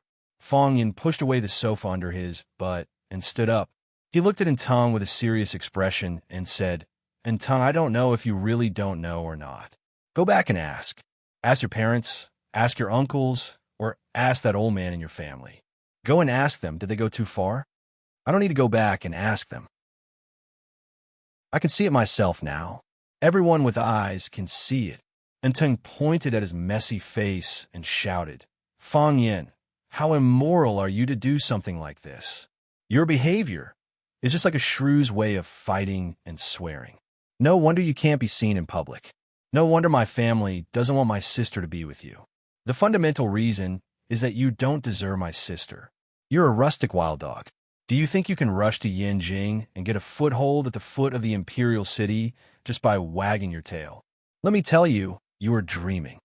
Fong Yin looked at Entung as if he was looking at an idiot. He pointed at his feet and said, "I have already got a foothold at the foot of the imperial city. Am I dreaming now? It's such a simple thing. Is it a very difficult thing for you to stand here with your feet firmly? Do you need to wag your tail at others? Entung, do you know what I dislike the most about you? I don't dislike your fake aloofness or the pride in your bones. I don't dislike your attitude that you are number one in the world. This is indeed a bit annoying. What I dislike the most is that you are standing in front of me at this moment." Fong Yin pointed at the crowd that was looking at them and said, "Do you know what they were talking about just now? They were talking about why I forced Jiang Shifu to expel Jiang Junling from the family. They were talking about why Qin Yitian, that kind of girl, would like me. Who is my opponent? It's Jiang Junling and the entire Jiang family." Fong Yin swept an extremely disdainful glance at Entung and said, "I am the focus of the crowd. I am the topic of discussion of the entire Yinjing people. But you came to provoke me at this time. What do you mean? You want to use my name to become famous? You want to step on me to rise? Do you think that by doing this, others will think that you have the qualifications to be my opponent? I can splash coffee on your face. Do you have the ability to splash coffee on my face?" Entung breathed heavily. His black pupils darkened, and the white of his eyes turned red. His eyes showed a kind of sick blood-red color, like a bloodthirsty wolf or a crazy dog. After listening to Fong Yan's words, he turned around and ran to a table. He picked up a lady's coffee and wanted to splash it on Fong Yan's face. Fong Yan reacted quickly. He pushed Entang's little girlfriend in front of him as a shield and said mockingly, "Splash it. Do you have the ability to splash it? You bastard." Entang felt that his bladder was about to explode because of Fong Yin. He held a cup of hot coffee and circled around Fong Yin. Wanting to splash the coffee on his face, however, when he circled around, Fong Yin pulled the girl and also circled around, saying, "Splash it. Splash it on my face if you have the ability." No matter how Entang circled around, the one in front of him was always the miserable and pale little face of his little girlfriend. The onlookers were all stunned by this scene.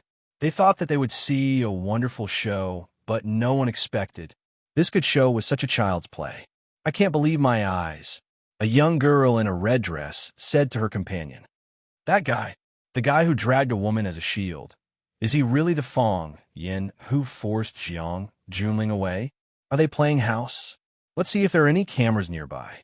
They must be filming. Xiaji was a little regretful. When Fong Yin just said that she could leave in advance if she had something to do, she shouldn't have hesitated and quickly left with her bag. How could I become friends with such a guy? Xiaji wailed in her heart. Her head was lowered, her long hair was scattered, and she tried not to look into anyone's eyes. She really couldn't afford to lose this person. Are you going to splash me? Fong Yin said proudly. Can't splash it. And Tung raised the coffee cup in his hand several times, but his little girlfriend exclaimed, No, and Tung doesn't want it, so Ting couldn't pour it down. The hotel staff finally couldn't stand it anymore as the commotion was so joyous and unscrupulous. The security guard at the door and the welcoming girl ran over together. The welcoming girl advised in Tung, Sir, please put down the coffee cup. If you have something to say, let's talk. However, the security guard walked towards Fong Yin and said, Sir, please let go of this lady. You are breaking the law. If you don't let her go, we will call the police. Fong Yin pointed at Tung and said, He wants to splash me with coffee. Sir, I promise you. When Tung was dodging the greeter's action, the coffee in his hand spilled out. The entire cup of coffee and the cup smashed into the security guard's chest. The security guard was stunned for a moment, then let out a blood-curdling scream. The coffee was too damn hot. Fong Yin sighed softly, looked at the security guard who was affected, and said, You see, you can't guarantee anything. And Tung looked at the security guard who was scalded by the coffee and stopped chasing Fong Yin. Fong Yin let go of the girl, patted her on the shoulder, and said, Go comfort him. What if he wants to commit suicide? The girl's eyes were wet. She rushed to hug Tung and cried. And Tung's eyes were also red. He reached out and hugged the girl. He stared at Fong Yin fiercely and said, Fong Yin, today's shame? Okay. Fong Yin waved his hand impatiently and said, I know you want revenge. I know it even if you don't say it. Hurry up, or you won't be able to leave if I change my mind. And Fong Yin pointed to the security guard who was covering his chest and said, Pay for his medical expenses. It's not easy for him to find a job. And Tung didn't say a word. He pulled the girl's hand and quickly left. Fong Yin took out a handkerchief from his pocket and handed it to the receptionist. He said, Help him wipe it. He then took out a credit card from his pocket and said, I'll pay for the medical expenses. I'll pay for the broken things. I'll leave this car with you for now. When Fong Yin sat down again, his face was full of exhaustion. Xiao looked at his expression for a long time, then said in a low voice, Fong Yin, you're too tired. Yeah, I'm too tired. Fong Yin said with infinite emotion, If you want to take care of everyone's feelings, then you can only sacrifice your own feelings. I'm not afraid of you laughing at me, but when I saw that girl crying in her boyfriend's arms, I was actually very envious of her. I've always felt that I was the one who felt the most wronged and should be crying. But I just can't cry. If you want to cry, then cry. Xia looked at his sad eyes with infinite pity and said, Didn't King Lu sing it already? A man can cry, it's not a sin. I can't cry. Fong Yin rubbed her eyes hard, showing a strong look that wouldn't be easily overwhelmed by life. If you can't lower your head, the crown will fall. You can't cry. Idiots will laugh. Poochie.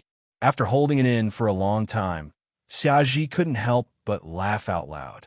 Fong Yin became anxious and quickly explained, Don't misunderstand. I didn't say you were an idiot. Chapter 714. It would have been better if Fong Yin didn't explain, but after listening to Fong Yin's explanation, Xia really wanted to smash the coffee cup in his hand into his face. What do you mean I didn't say you were an idiot? Xia thought angrily. However, she was happy in her heart. The only person who dared to talk to her like this, who dared to use such an insulting word like idiot to joke with her, was probably the only one in Fong Yin in all these years. Other men either treated her as a high and mighty star, or as a goddess with an extraordinary background. Some people Even if they wanted to show their affection and joke with her, it would just be a dragonfly touching the surface of the water.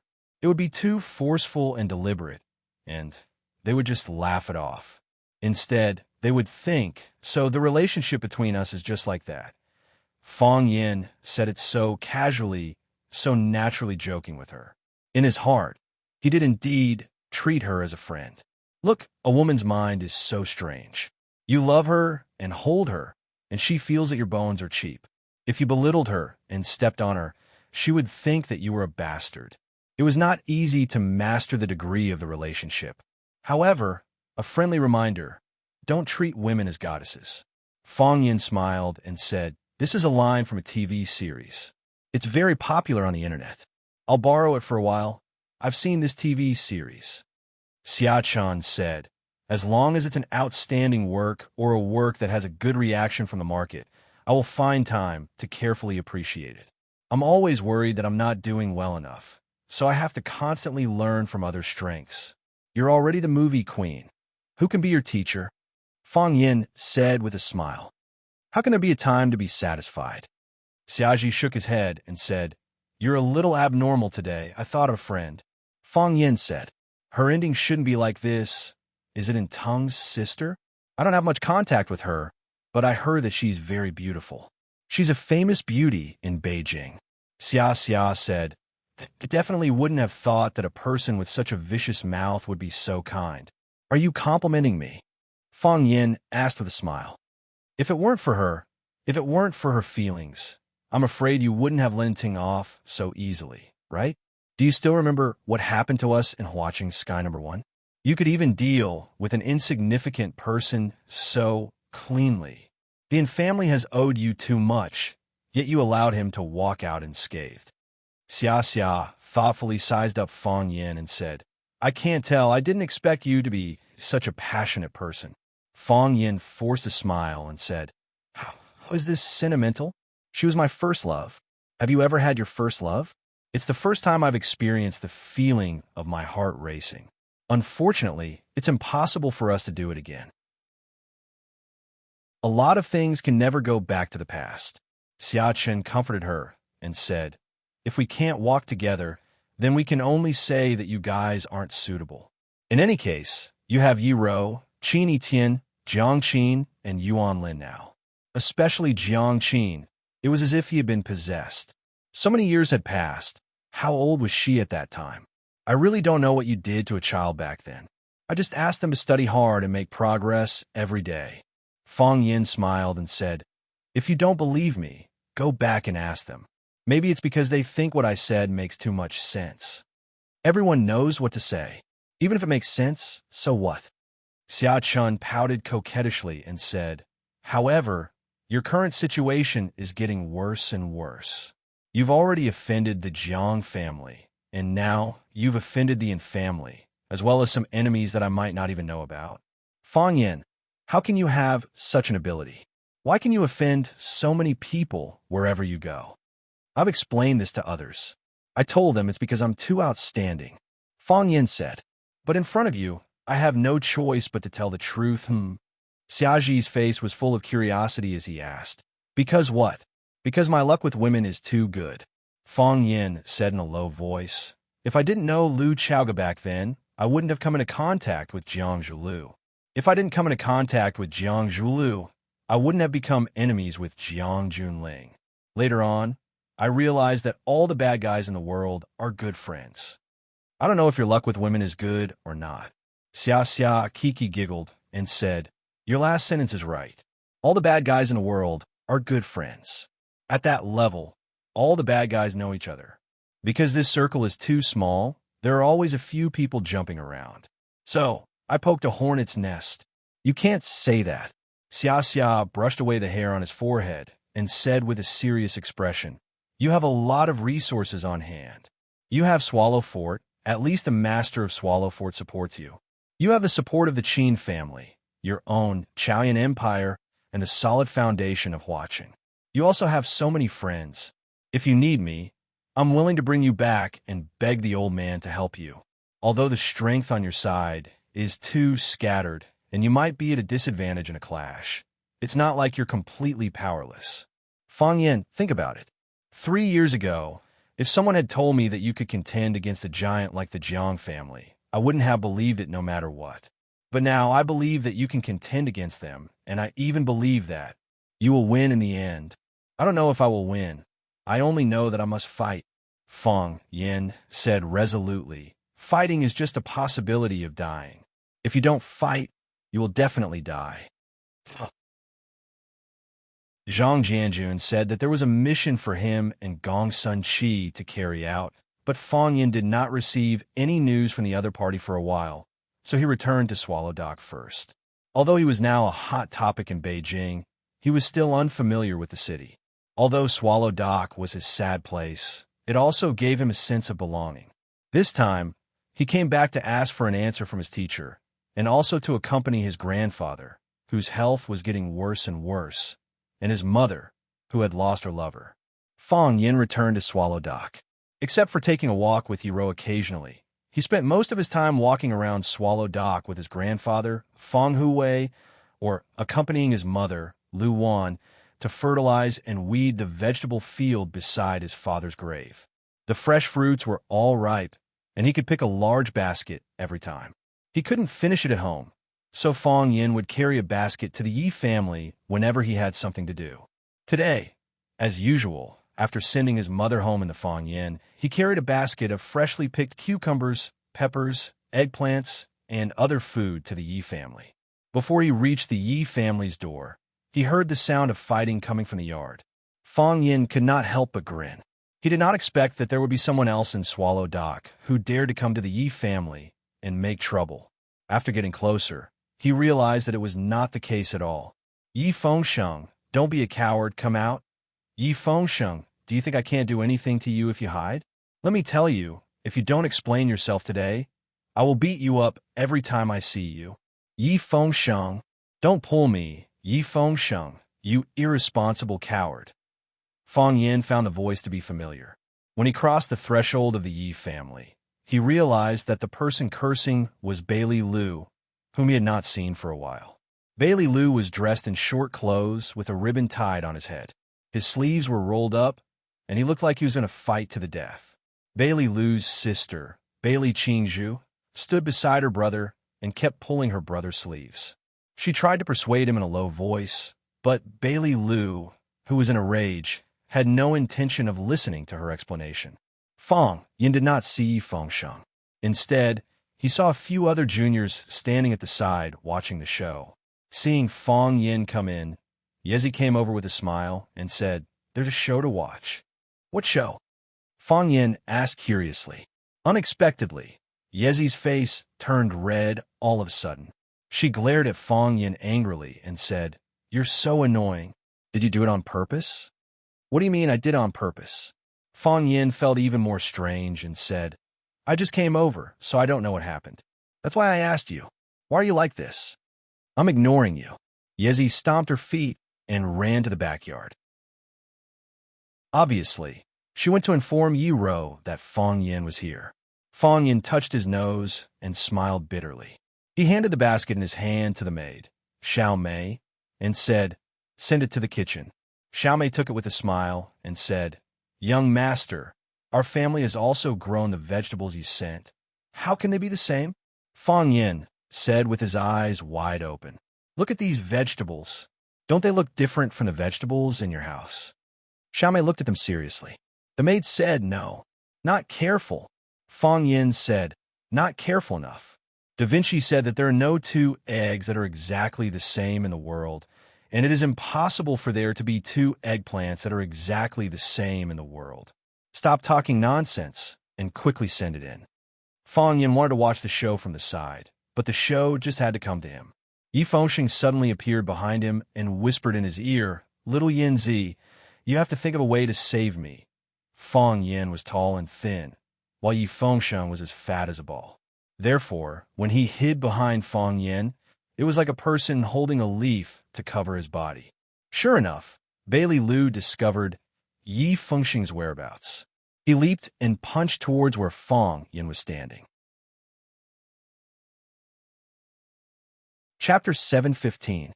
The fist wind whistled, and the powerful qi crisscrossed. A majestic aura swept toward where Fang Yin and Yi Fengsheng were standing. It was like a giant tornado had suddenly appeared, engulfing the two of them in an overwhelming manner. A seemingly solid black veil appeared above Fang Yin and Yi Fengsheng's heads. That was the place where the wind from the fist gathered. The murderous aura released by the fist tore and collided with the surrounding air, giving off tiny explosive sounds.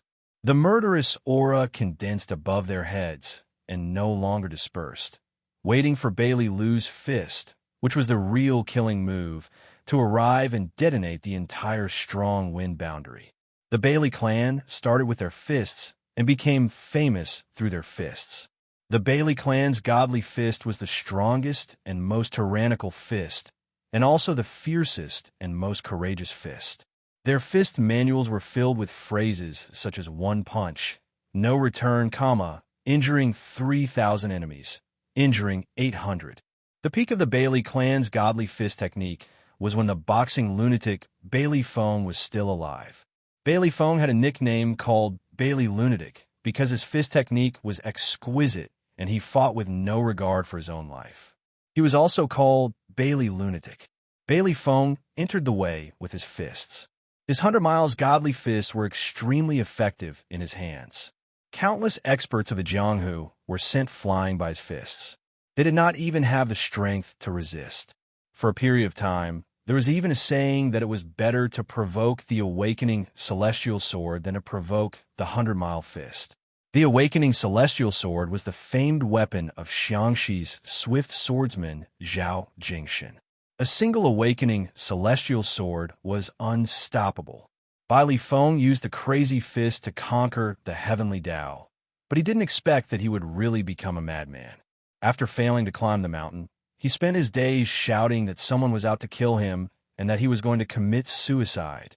In the end, he really committed suicide. Bailey Feng was the Bailey clan's most likely expert to successfully climb the heavenly way. He was also an expert who was infinitely close to the heavenly way. Bailey Liu's death was a huge blow to the Bailey clan. There is even a saying that godly fists do not enter the path. The godly fist could not enter the Tao. The people of the Bailey clan refused to accept this. Generation after generation worked hard, risking their lives, thinking of using their clan's ultimate arts to climb the heavenly Tao. Unfortunately, the world was mostly like this.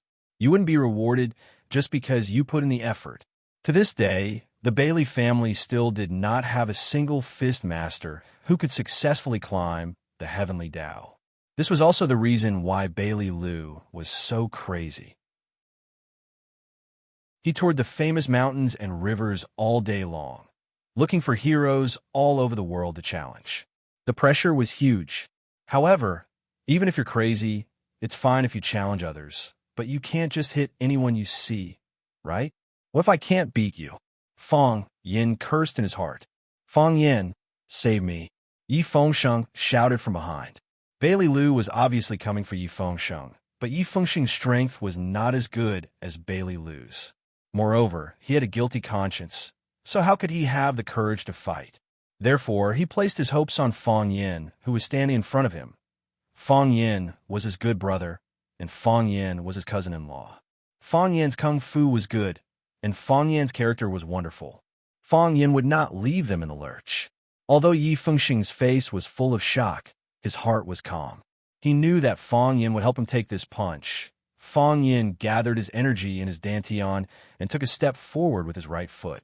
Yi Fengsheng's eyes were mesmerized, and he was very touched. His guess was right. Fang Yin had fought back. Fang Yin had fought back. If there was trouble, look for Fang Yin. Fang Yin would let you not be bothered anymore. Fang Yin tiptoed with his right foot and leaped high into the air. He struck out with his palm and pierced through the black gauze above his head. So cool. Yi Fengsheng crossed his arms in front of his chest, and there were hot tears in his eyes. Fang Yin's counterattack was so cool, and he jumped so high. Something's wrong. Yi Fengsheng's chubby cheeks suddenly puffed up. This was because he realized that Fang Yin had been flying all this time. He was like a rocket that had been shot straight up into the sky. Based on his reaction and flying height, If he didn't fly up into the sky like Zhou Xingxing did, and then rush down a kill by Li Lu with the Buddha's palm, then there was only one possibility: he ran away. F***CK. He actually ran away. Yi Fengxing's hair stood on end, and he felt like his whole body was about to explode. When Yi Fengxiang realized that something was wrong, it was already impossible to turn around and run away. He gritted his teeth and suddenly gathered his strength. He took 2 steps forward and clenched his fist to meet Bai Lilu's punch. Too late. Bai Lilu's fist was already in front of Yi Fengxing's face. Fang Yan. Yi Fengxiang roared in anger. Their fists collided. However, without any surprise, Yi Fengxing's body was like a rolling gourd as he tumbled backwards. One was prepared, and the other was a hasty response. One was ready to attack, and the other was an idiot. It was obvious that Yi Fengxiang was no match for Bai Lilu. Kacha! He knocked over a ginkgo tree in the yard, and his body fell heavily into the nursery. Fang Yan. Yi Fengxiang lay on the small sapling and cried out Fang Yan's name. Aren't we friends? Aren't we friends? Aren't we people who love each other? Why? Why did you do this to me? Why did you jump so high? Fang Yan stood in the corner of the yard and snatched half of the cucumber from Ye's hand. He took a bite and said, I haven't seen you for a long time, and Bai Lilu's punching skills have improved. This punch is not flashy, not frivolous, and not opportunistic. It uses strength as the bone, courage as the flesh, and one punch. Ouch. Fang Yan touched the arm that Yi had pinched and looked at Yi angrily. He said, Didn't I just snatch half of your cucumber? Did you have to use so much strength? I was the one who brought this cucumber to you just now. Fang Yan, you still have the nerve to say that? Who wants a cucumber? Did I pinch you because of the cucumber? Yi looked at Fang Yan with disdain and said, Yi Fengxiang is your good friend and brother. When he was in danger, you actually ran away. I didn't run away. Fang Yan explained. I was still watching from the side. Watching him get beaten up? Fang Yan nodded and said, Men always have to experience this day. You, Fang Yan smiled and chewed on the cucumber. He watched Bai Lilu rush towards Yi Fengxiang, who was lying on the ground. He sat on Yi Fengxing's body and punched Yi Fengxing's face and scolded, Yi Fengxiang, you bastard. Yi Fengxiang held his head with both hands and shouted, Don't hit my face, don't hit my face. Help! Bai Lilu punched him again and roared angrily, Yi Fengxiang, if you don't give me an explanation, I won't let you off. Bang, bang. Help, help. Bai Lilu seemed to have a deep hatred for Yi Fengxiang. He kept punching Yi Fengxing's head, chest, and all the parts of his body that could be hit. Bai Lilu lay there, howling like a pig being slaughtered. He shouted for help and scolded Fang Yan at the same time. Fang Yan, you bastard. You're not loyal to your friends. Help! Someone, help me. Fang Yan, did you give birth to a son? Mimi, help, he's beating me to death. Fang Yan, you bastard, I'm going to cut off all ties with you. Fang Yan looked aggrieved and said to Yi, who was standing next to him, Tell me, who did I offend? It was clearly Bai Lilu who was beating him. Yi snorted and was not willing to talk to Fang Yan at all. Is your Yi family still reasonable? Fang Yan said with a bitter smile. Bailey Qingzhu rushed over, hugged her brother's arm, and cried, Brother, brother, don't hit him anymore. You're going to kill him. Bai Lilu wanted to hit him again, but his sister held his arm tightly and refused to let go, so he could not use too much force. Let go. Bai Lilu sighed. Brother, this has nothing to do with Fengxiang. It's me. I blame myself. You're still speaking up for him? Bai Lilu wanted to punch him again. Blame me, blame me. Yi Fengxiang hurriedly apologized and said, It's all my fault. Don't blame Qingzhu. I didn't blame Qingzhu at all. Bai Lilu wanted to hit him again. Brother. Bailey Qingzhu was angry. She hugged her brother's arm and said, Can't we talk nicely? Yes, yes. Talk nicely. Fang Yan walked over with a cucumber in his mouth and advised, It's not a big deal. Why do you have to get physical? Let the people outside see it as a joke. What did you say? It's not a big deal. Bai Lilu punched Yi Fengxing's head. Do you know what this fatso did? He shouldn't have done anything. Fang Yan said, He's a human, right? You? Bai Lu's face turned green and white, and he stared at Fang Yin and said, "You know everything, and you still dare to say that it's not a big deal?" "It's not a big deal to begin with," Fang Yin said with a serious face. "How old is your sister this year?" 21. "She's an adult, right?" "What are you trying to say?" "Yi Fengsheng and your sister are both adults, and they have the ability to be responsible for their own actions. No matter what happened between them, that's their business. They haven't gotten married officially, and they're already—" Bai Lu sat on Yi Fengsheng's fat belly and said angrily, I know. Fang Yin nodded and said, "This is Yi Fengsheng's fault. What kind of man is a martial arts practitioner if he can't even control his lower body? But now that you've beaten him up, your anger has subsided. All right, I know, it hasn't completely subsided, but it's at least half subsided, right? So, can't we just settle the rest of the matter?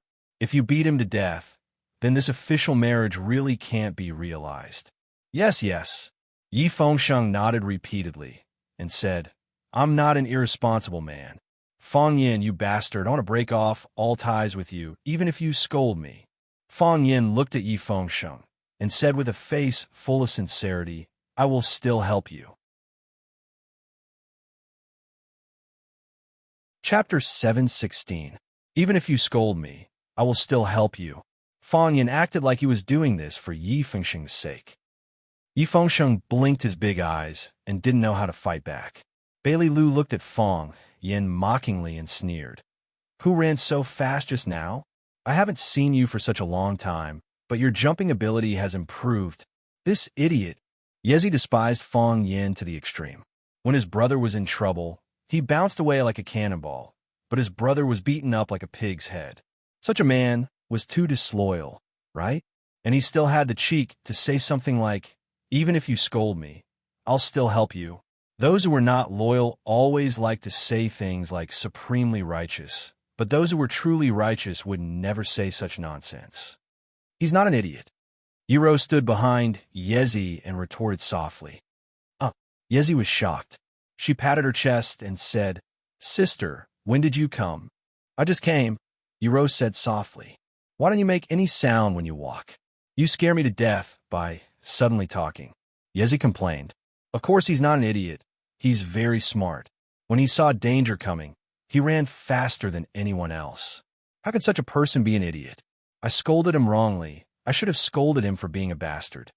Yiro looked at Yezi's delicate and pretty side profile and asked, "Is Fang Yin closer to Bai Lu or Yi Fengsheng?" "Of course it's Yi Fengsheng. I used to think so, but look at him just now, he's so embarrassed. Why did Bai Lu come to our house to find trouble with Yi Fengsheng?" "I don't know, but it sounds like it has something to do with Bai Qingzhu. Could it be that Yi Fengsheng and Bai Qingzhu have already?"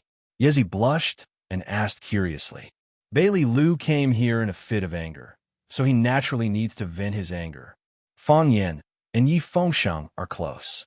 If Fang Yin fought with him for Yi Fengsheng, what would the result be?" Yiro continued to ask. Yezi thought about it seriously and said, "Do you mean that Fang Yin deliberately avoided Bai Lu in order not to anger him? In order to not ruin Yi Fengsheng and Bai Qingzhu's happy occasion, he sent his good friend, Yi Fengsheng, out to be beaten up by Bai Lu?" Yuan nodded and said, "That's right." I don't believe it." Yezi still couldn't believe Fang Yan's character. She said, "Sister, your heart and soul have been hooked by him. He just said that cucumbers were more bitter than bitter melons, and you would definitely say that cucumbers were more bitter than bitter melons. You believe whatever he says. I think Yi Fengsheng might have offended him in some way, and he bore a grudge against him. That's why he sent that idiot Yi Fengsheng away." Yiro thought for a moment and nodded. "It's possible." Yezi looked at Yiro helplessly and said, "Sister, why did you give up so easily? What about your principles? What about your beliefs? What about your love?" Yiro glanced at her indifferently and said, "He would indeed do such a thing." Fang Yin saw that Yiro had arrived, but he didn't know what they were talking about. He stuffed the cucumber in his hand into his mouth, and when he spoke, there was a hint of green in his voice. He said, get up. Let's talk things out. Although Yi Fengsheng is fatso, pressing him like this, what if he loses weight? Fang Yin thought that Yi Fengsheng's facial features were actually very good. If he really lost weight, he would be a challenge to his position as the captain of Swallow Dock's Prince Charming team and as the face of the team. In comparison, he quite liked being friends with Fatso. Brother, Bailey Qingzhu grabbed her brother's arm and said, "Get up." Bailey Lu hesitated for a moment. He knew that if Fang Yin didn't help and Yi Fengsheng didn't fight back, he wouldn't be able to continue fighting. He climbed up from Bailey Lu's body and shook off the dust on his body. He stared fiercely at Yi Fengsheng and said, "Yi Fengsheng, you must give our Bailey family an explanation. You actually dared to do such a thing. Do you think our Bailey family is easy to bully?" Bailey Qingzhu ran over to help Yi Fengsheng up, but she didn't succeed. Yi Fengsheng was too fat. Fang Yin liked to see this kind of situation happen. He ran over happily and pulled Yi Fengsheng's arm to help him up from the ground. He helped him tidy up the grass and dirt on his body and asked with concern, "Fengsheng, are you okay?" "Fang Yin, I want to break off all ties with you." Yi Fengsheng's expression was ferocious as he roared fiercely. "You still don't want to solve the problem?" Fang Yin asked indifferently. Yi Fengsheng blinked his eyes, and his fat face was full of smiles. He said, "What a joke. How can a relationship of several decades be broken just like that? How can I break off all ties with you? How many years have we known each other? I've known you since I was born. Are you really willing to help me solve my problem?" "That depends on what problem it is," Fang Yin said. "Actually, it's not a big problem," Yi Fengsheng said. "How big is not a big problem?" Yi Fengsheng pulled Fang Yin's sleeve to the corner of the wall and said in a low voice, "Qingzhu is pregnant." Fang Yin's expression stiffened. Then he began to rejoice that he had dodged just now. If he hadn't dodged, Bailey Lu's anger would have reached his heart. Perhaps he would still be fighting with his life now. Who asked his good brother and his sister to create a new life? "What's with your expression?" Yi Fengsheng said angrily. "You also know, between men and women, it's very easy for things to go wrong. At that time, I didn't think that it would be so easy." Fang Yin composed himself and looked at Yi Fengsheng's fat face. He asked very seriously, "What do you want to do?" "I haven't thought about it yet," Yi Fengsheng said. "What do you mean by haven't thought about it yet?" Fang Yin said, gritting his teeth. Yi Fengsheng thought for a while, then looked at Fang Yin and said, "Fang Yin, you know, I've always wanted to go out and see, whether it's the North Sea or the Gobi Desert, or go to extremely cold places. I want to go out and see while I'm still young. Swallow Dock is too small. I want to go out and see. But now that you have a child, I know, but I'm not ready yet. My fierce tiger fist has just become a tiger. I want to have another breakthrough. But now that you have a child," Yi Fengsheng looked at Fang Yin and asked, "What do you think I should do?" "Get married," Fang Yin said. "Marry Bailey Qingzhu and make her your wife." Yi Fengsheng opened his mouth and said, "It's not that I don't want to marry her, but since you're willing, then marry her," Fang Yin said firmly. He knew that Yi Fengsheng had premarital phobia. For a young man who always laughed and played around, it was very difficult for him to make a decision when he suddenly encountered something like this. He did not have much experience in relationships, and this was his first time experiencing the life of a married couple. He thought that after marriage, he would lose his freedom. He had not even thought about whether there would be any problems living with another woman. But this was his responsibility, an obligation that he had to bear.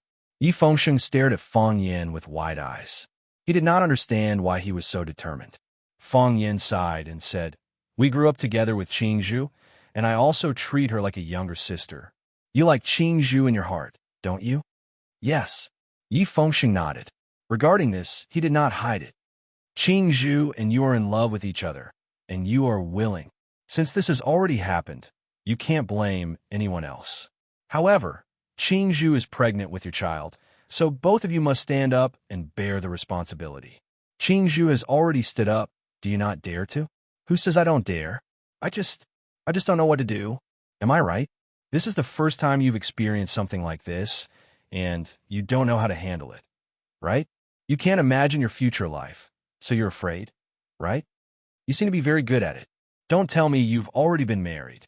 Don't lie to my cousin If you lie to her, she will kill you. Of course, I've never been married, Fong Yin said angrily.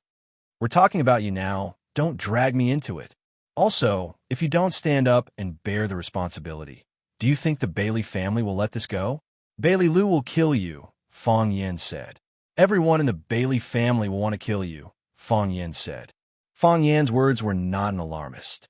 Swallow Dock was located at the junction of the old and the new era. Although many people in the village drove luxury cars and used mobile phones and all kinds of modern home appliances, some old traditions were still preserved. Furthermore, every family valued their reputation very much. A young woman getting pregnant before marriage was considered a big deal in Swallow Dock, a very, very big deal. This was also the reason why Bailey Lu came to the Yi family to beat them up after he got the news, and until now, no one in charge of the Yi family had come out to scold him. Everyone knew that the Yi family was in the wrong, so they had to let the Bailey family calm down first. Fong Yin tidied up Yi Fengsheng's clothes and said with a smile, Fengsheng, you've grown up, and we've all grown up. Although we still play and joke like before, play the games we liked to play when we were young, and tell childish jokes. But there are some responsibilities that we have to bear. You have a child, and you're the father of a child. So you have to stand up, marry the woman you like, and give her child a warm home. I think this is much braver and greater than you go to the North Sea, the Gobi Desert, and the Arctic. Chapter 717. Fong Yin and Yi Fengsheng whispered to each other. Yi sneered and said, Fong Yin is not a good man. He will definitely persuade Yi Fengsheng to leave. Yi Fengsheng has always wanted to go to Huaqing with him. If Uncle hadn't stopped him, fearing that he wouldn't be able to control himself after going to Huaqing, he would have run away long ago. Yiro looked at Fong Yin tenderly with a slight smile on her lips. Since her relationship with Fong Yin was confirmed, she didn't know why she always looked at him and thought about him. Even if she didn't say a word and just looked at him quietly, she felt extremely happy and satisfied. Hearing Yiro's words, Yiro shook her head gently and said, Fong Yin is not such a person. Sister, why are you speaking for him again? Have you forgotten? How many girls came to see him when he was in mourning in Swallow Dock? Jiang Qin and Yuan Lin don't need to be mentioned. They would come every few days. Teacher and student relationship? Which student would treat their teacher like this? And that Qin Yiqian, she clearly wants to compete with you. Look at her expression when she looks at Fong Yin. Look at what she has done for Fong Yin. And do you know what gift she gave him for the first time? Fong Yingxiong secretly told me that the so-called Red Heart Black Jade was priceless. It was said that a small piece could buy a courtyard house in Yinjing City. Also, that black turtle ointment, the two big red dragons that the Fong family raised in the living room. Aren't they ashamed? A girl gave so many gifts for the first time. Does she want to buy a man? That's too much. The more Yiro said, the angrier she became. She felt more and more indignant for her sister. She said, and Xia Tian, how could he have anything to do with the big star Xia Tian? And that? Sister, I don't mean to criticize you, but you are too naive and have no experience in love. You don't know that men are very greedy when it comes to love. They want whatever they see. How can they be satisfied? So, you must never be deceived by her. The deeper the love, the deeper the scar. I won't, Yiro said calmly. Sister, I can feel it. Feel what? He cares about me, Yiro said, just like I care about him. He rolled his eyes and said, here we go again. There is again.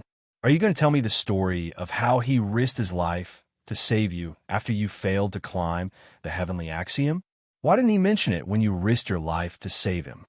He will keep it in his heart. Keep it in your heart. I'm just afraid that he has already forgotten.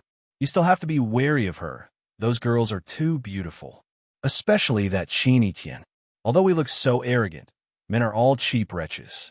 When they see such a woman, they're like a wolf that sees a bone and want to pounce on her. What was that saying again? Conquer. Men have a conquering nature in their bones. Do you think you know men very well? Yiro looked at her sister who had lived in Yinjing for a long time and asked softly, Hey, I've seen too much. Too many romantic things have happened around me. A girl in our dorm was successfully pursued by a guy. She washed and cooked for him every day, bought him clothes and shoes, and treated him like he was her own son. The two of them lived together outside, but she accidentally got pregnant. The girl wanted to call her boyfriend to discuss how to solve the problem together, but the guy's phone was turned off. She came back crying and said that she wanted to commit suicide. My dormitory sisters couldn't stand it anymore and sent people to find the boy. Do you know where they found him? In another girl's rental house. It turned out that he had more than one girlfriend.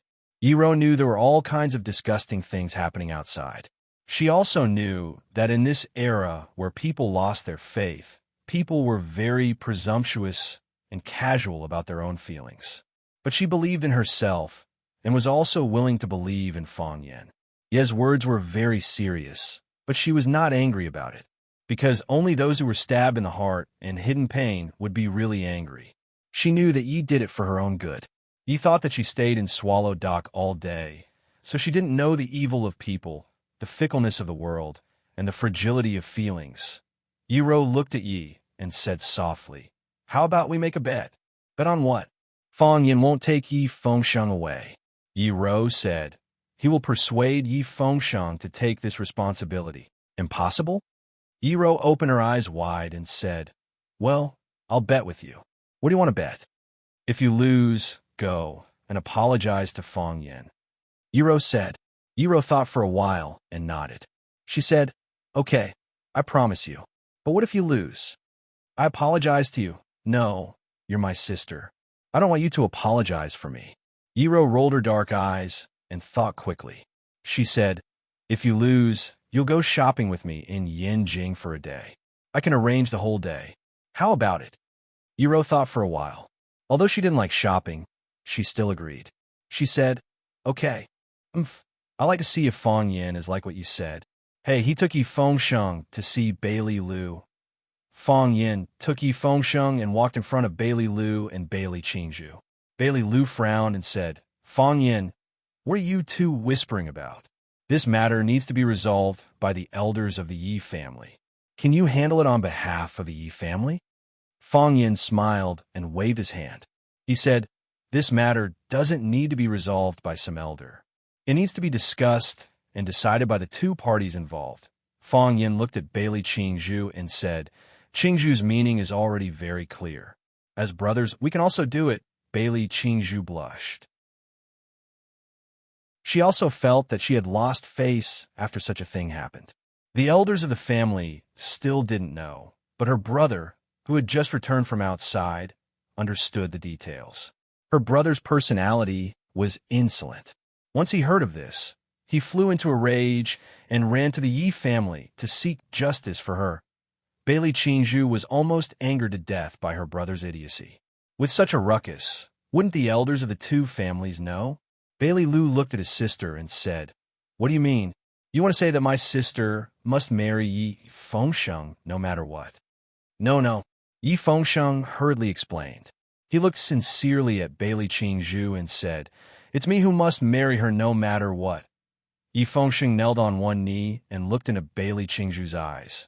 He said, "Little Zhu, you know my feelings for you. I also understand your feelings for me. To be honest, I wasn't prepared for such a thing to happen. I always felt that I was still a child. Why did I suddenly have a child? After I heard the news, I didn't know what to do. I even hid and didn't dare to pick up your call. I'm a bastard. I deserve to die. I know you must have been very sad at that time. I've let you down. I also felt very sad in my heart. I felt that no matter what, as a man, I should have stood up at that time, hugged you, and said it's okay. We'll bear this together. But at that time, I didn't do it, and I didn't do it well. I've always wanted to go out and have a look. I've always wanted to go out and explore. I've always wanted to train our Yi family's ferocious tiger fist to the middle stage of tiger. I've always felt that there are still many things that I haven't done. I've always thought that I still have a very, very long time, but you suddenly told me that we have a child. We're going to get married." Yi Fengsheng's eyes reddened. He reached out and held Bailey Qingzhu's small hand tightly. He said, "Even now, I'm still not prepared, but I'm willing to bear it with you. I want to marry you. I want to make you my wife. I want to raise this child with you." Just now, Fong Yin told me that to stand up and marry the woman you like, to give your child a warm home, is much braver than going to the North Sea, the Gobi Desert, or the extremely cold land, and much more noble. I don't care if it's brave or not, and I don't care if it's noble or not. I just want to do it, because this is what I think in my heart. I want to marry you. I want to make you my wife. I want to be the child's father. The muscles on Fong Yan's face twitched again and again. This bastard. How can you change your lines so casually? Although the effect is better after you changed it, but have you ever thought about my feelings? Stepping on your friend's shoulders to show off your own greatness. Is this really a man's way of doing things? Please open your eyes and look. Your cousin's future wife, Yiro, is standing at the side and watching Feng Sheng. Bailey Qingzhu was tricked as expected. She threw herself into Yi Fengsheng's strong embrace. Yi Fengsheng fumbled in his clothes for a while, and finally took out a piece of Methriao Buddha jade from his neck.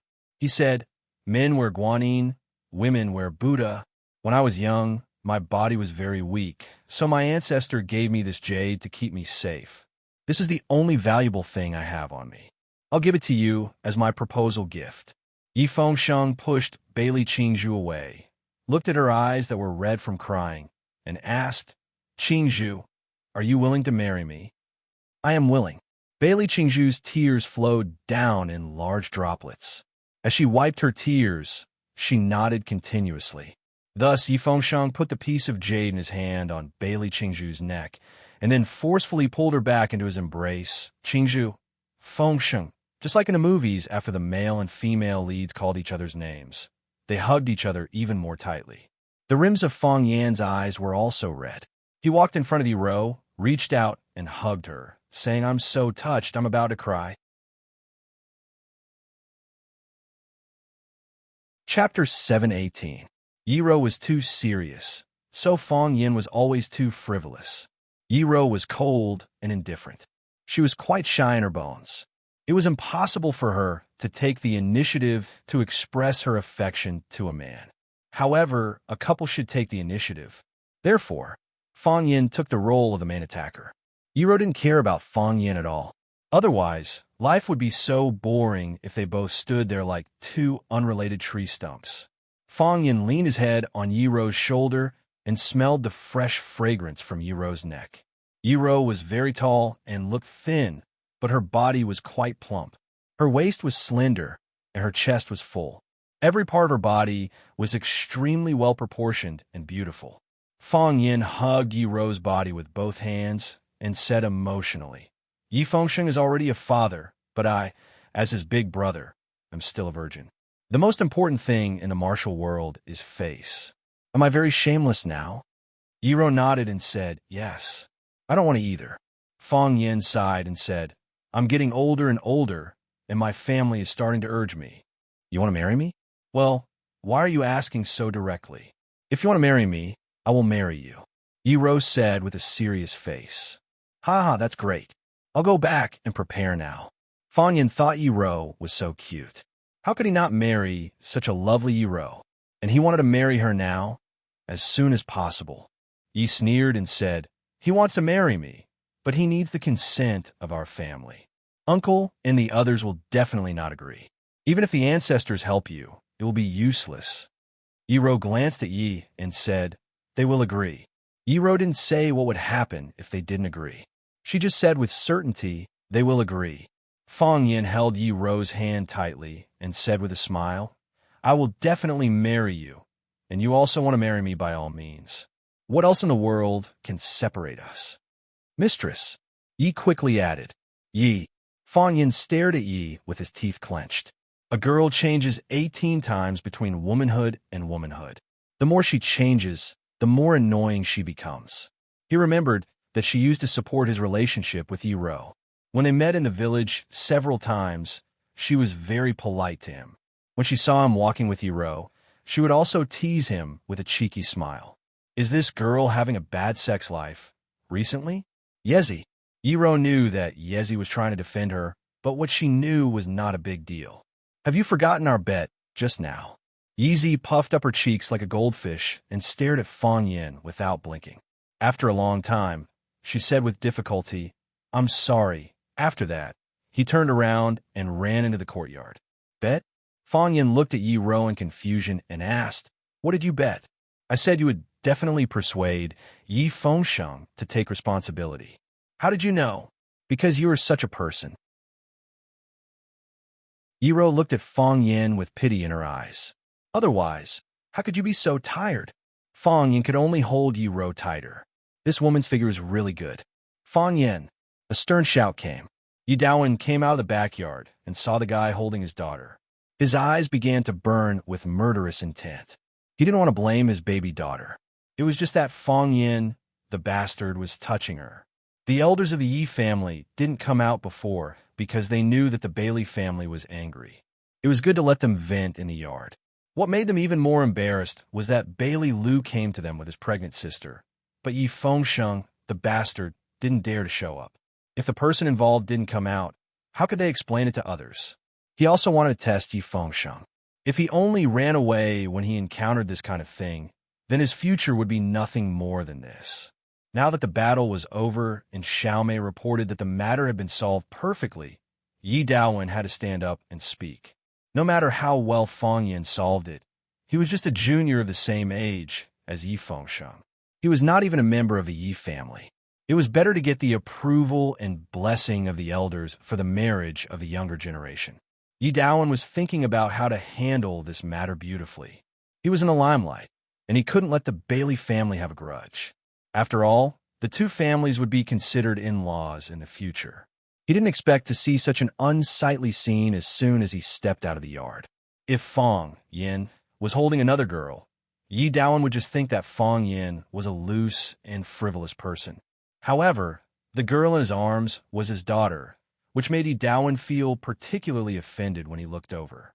Fang Yin quickly let go of his left arm, but his right arm stayed behind Yi Ro's waist and gently massaged it. He said with a face full of concern, "How do you feel now?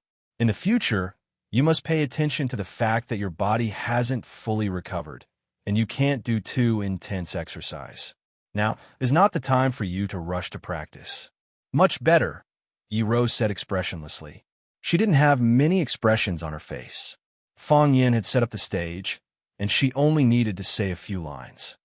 "I used our Fang family's 3 parts 5 mountains hand, which is a kind of treatment method that perfectly combines the qi of Tai Chi with the human body's acupuncture points. You know, Tai Chi belongs to Taoism.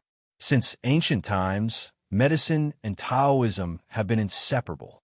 When it comes to taking elixirs to nourish the body, we are better at it." Yi Ro nodded again. Being seen by her father hugging a man, she was really a little embarrassed as a daughter. After all, she was a child from Swallow Dock, and her mind was not so open. It was said that when many young couples made love in the room, their parents would take the initiative to give them condoms for fear of accidents. Poor parents in the world. "Fang Yin, what are you doing?" Yi Daowen shouted. He was tall, and he came in a fit of anger. He looked fierce and majestic. "Massage." Fang Yin explained seriously and said, "Ruru was seriously injured last time, and her body won't recover in a short time. She can't do strenuous exercise, and she can't practice martial arts. You have to keep an eye on her. Don't underestimate these sprains. They may develop into hidden dangers in the future. But uncle, don't worry. I used our family's 3 parts 5 mountains hand to push away the blood clots in her body and let the moisture out. She will be fine soon." Yi Daowen stared at Fang Yin with sharp eyes. He naturally didn't believe Fang Yin's nonsense, but he couldn't expose his nonsense. As a father, did he have to check whether his daughter's waist was injured or not? Under Yi Daowen's gaze, Fang Yin finally finished the healthcare treatment in his hand. He clapped his hands and said, "Well, go back and lie down. If there is nothing important, try not to walk around these 2 days." Only then did Fang Yin turn his eyes to Yi Daowen's face. He said with a smile, "Uncle, are you here to deal with the matter of Fengsheng? Congratulations, the Yi family is going to have another child." Yi Daowen's eyes were cold. No one knew what he was thinking. After a long time, he turned around and walked in the direction of Bai Li Lu and Yi Fengsheng. Fengsheng is too young. He did something that caught everyone off guard. This is the fault of our Yi family after all. We will also bear this responsibility. Yi Daowen looked at Bai Lilu and said such words. However, marriage can't be taken lightly. I will personally bring Feng Sheng to the Bai family to propose marriage. I also need to discuss the details of the wedding with the elders of your family. Bai Lilu knew Yi Daowen's position in the Yi family. Among the three tigers of the Yi family, his position was not the highest, and his martial arts was not the best. However, he was the well-deserved master of the Yi family. He also made decisions on some matters, big or small. He came to say such words to him, and even had the intention of apologizing. Thus, Bai Lilu could not wantonly ridicule him. Uncle is right. Marriage matters should be decided by the elders of the two families. As an older brother, I can only help my younger sister vent her anger. Bai Lilu glanced at Yi Fengsheng and Bailey Qingzhu, who were still hugging each other and unwilling to separate. He said, I also did some rash things. I hope that uncle will not take it to heart. Yi Daowen smiled and said, what you did was right. If you didn't do it, I would have beaten that brat up. How could I allow him to escape and shrink back from this kind of thing? After talking for a while, Bai Lilu bid farewell to Yi Daowen. Yi Fengsheng, come in here. Wenwan, you come with me. Yi Daowen shouted as he left. Yiwen looked at Feng Yin. Feng Yin smiled and patted her shoulder. He said, go, I also have something to do. Yiwen nodded and followed behind her father to the backyard. Feng Yin sighed powerlessly and lifted his feet to walk out of the Yi family's house. Feng Yin, Bai Lilu shouted. Feng Yin turned around and looked at Bai Lilu, who had left the Yi family a step earlier but had now appeared behind him. He said, what's the matter? If you want to laugh at me, I advise you to bear with it. Otherwise, I will be very angry. You kill Bai Xiao? Bai Lilu stared coldly at Feng Yin and asked. Feng Yin looked at Bai Lilu thoughtfully and said, it looks like you don't have a good relationship with that scum Bai Xiao. What? You want to seek revenge for him? I want to seek revenge for him. Bai Lilu shouted coldly. Do you dare to have a good fight with me? Chapter 719. Yi Daowen turned around and said to Yi Fengsheng, Yi Fengsheng, go to the great ancestor with Qingzhu. The great ancestor wants to talk to you. Okay. Yi Fengsheng agreed, but his eyes looked at Yi Rou. He was not stupid. He knew that his uncle wanted to talk to Yi Rou, and it should be about her and Feng Yin. He knew Yi Daowen's attitude, and even the attitude of the whole Yi family. But why? Why couldn't my cousin and Feng Yin be together? Yi Daowen instructed, and then he walked towards his study. He didn't ask Yi Rou to go back, so Yi Rou could only follow him into the study. While Bailey Lu was making trouble outside, Yi Daowen was probably reading in the study. When he came back again, the tea in the cup was still steaming, and an ancient book was open on the table. Yi Rou glanced at the title of the book, Notes on Kung Fu of the Southern School. Yi Daowen walked to the windowsill and opened the window. Looking at the gloomy sky outside, he said, I'm afraid it's going to rain again. Yi Rou didn't say anything. She went straight to the bookshelf, took out a book, and casually flipped through it. Yi Daowen held the teacup and took a sip of tea. He looked at his daughter in front of him with a headache. There were thousands of words in his heart, but he didn't know how to say them. They had their own position, and they had to protect the Yi family's position. However, Yi Rou was obviously different from what they thought. She was a girl, and she had a man she liked. She was going to marry him, and, as a father, he should give her his blessing. The sad thing was that he couldn't let her walk on that path. He had thought about this problem countless times in his heart. The three brothers had gathered together and discussed their opinions. The decision had been made a long time ago, but they had never had a good talk with Yi Rou. At that time, they all felt that this matter was not urgent, or they hadn't found a more suitable opportunity. But now they had to talk about it. When he walked out just now, he saw Feng Yin holding his daughter in front of others. With Yi Rou's character, she didn't refuse to push Feng Yin away. Yi Daowen knew that it was a little too late. While Yi Daowen was still deliberating over his words, Yi Rou had already spoken first, saying, You can find a reason to convince me. Yi Daowen stared blankly for a moment before drinking another mouthful of fragrant tea. Originally, this top-grade dragon-tongue orchid was fragrant, but now he felt that there was a bitter taste in his mouth. He must be feeling bitter, right? With this in mind, Yi Daowen said, "It's impossible for you and Fong Yan." "Reason," Yi Rose said. Her eyes were still on the book in her hand, and her voice was very calm. There was no sign of agitation or anger. She seemed to be saying, "Give me a reason. As long as you give me a reason, I will be convinced." However, Yi Daowen knew that it was difficult to convince his daughter. His train of thought was interrupted by his daughter's sudden words. Yi Daowen could only reorganize his words and say, "Although you failed to climb the heavenly law this time, you're still young. You're the child with the best aptitude in our Yi family. As long as you don't give up, conquering the heavenly law is only a matter of time. Next year, or the year after, at that time, our Yi family will have a heavenly law expert. Do you know how many years we've been waiting for this? We often say, it's difficult to enter the path of the divine fist. The Bailey family has practiced the fist for generations, but they've never been able to enter the path. We've waited for so many years and hoped for so many years, but there's not a single heavenly law expert. What about our Yi family? Our Yi family's hope is on you, and our Yi family's honor is also on you. The Yi family has a heavenly law expert, and the Yi family once had a heavenly law expert. Others might say that many years ago, the Yi family also had a heavenly law expert. In the end, there was a heavenly law expert. The Yi family needs you, needs this honor, and needs this history. Which of these families who practice martial arts doesn't want to have a heavenly law expert? Just like those scholarly families in ancient times, which family doesn't want their own family to have a scholar? I also know that I'm being too selfish by saying this. As a parent who doesn't want their children to live well and be happy. However, in my position, I have to consider the interests and reputation of the entire family. It's not just me, but also your grandfathers and uncles. Yiro finally raised her head. Her expression was still calm, but there was a hint of mockery in her tone. She looked at her father and said, "Is it because I'm too outstanding? I've said it before. You've always been the most outstanding," Yi Daowen said.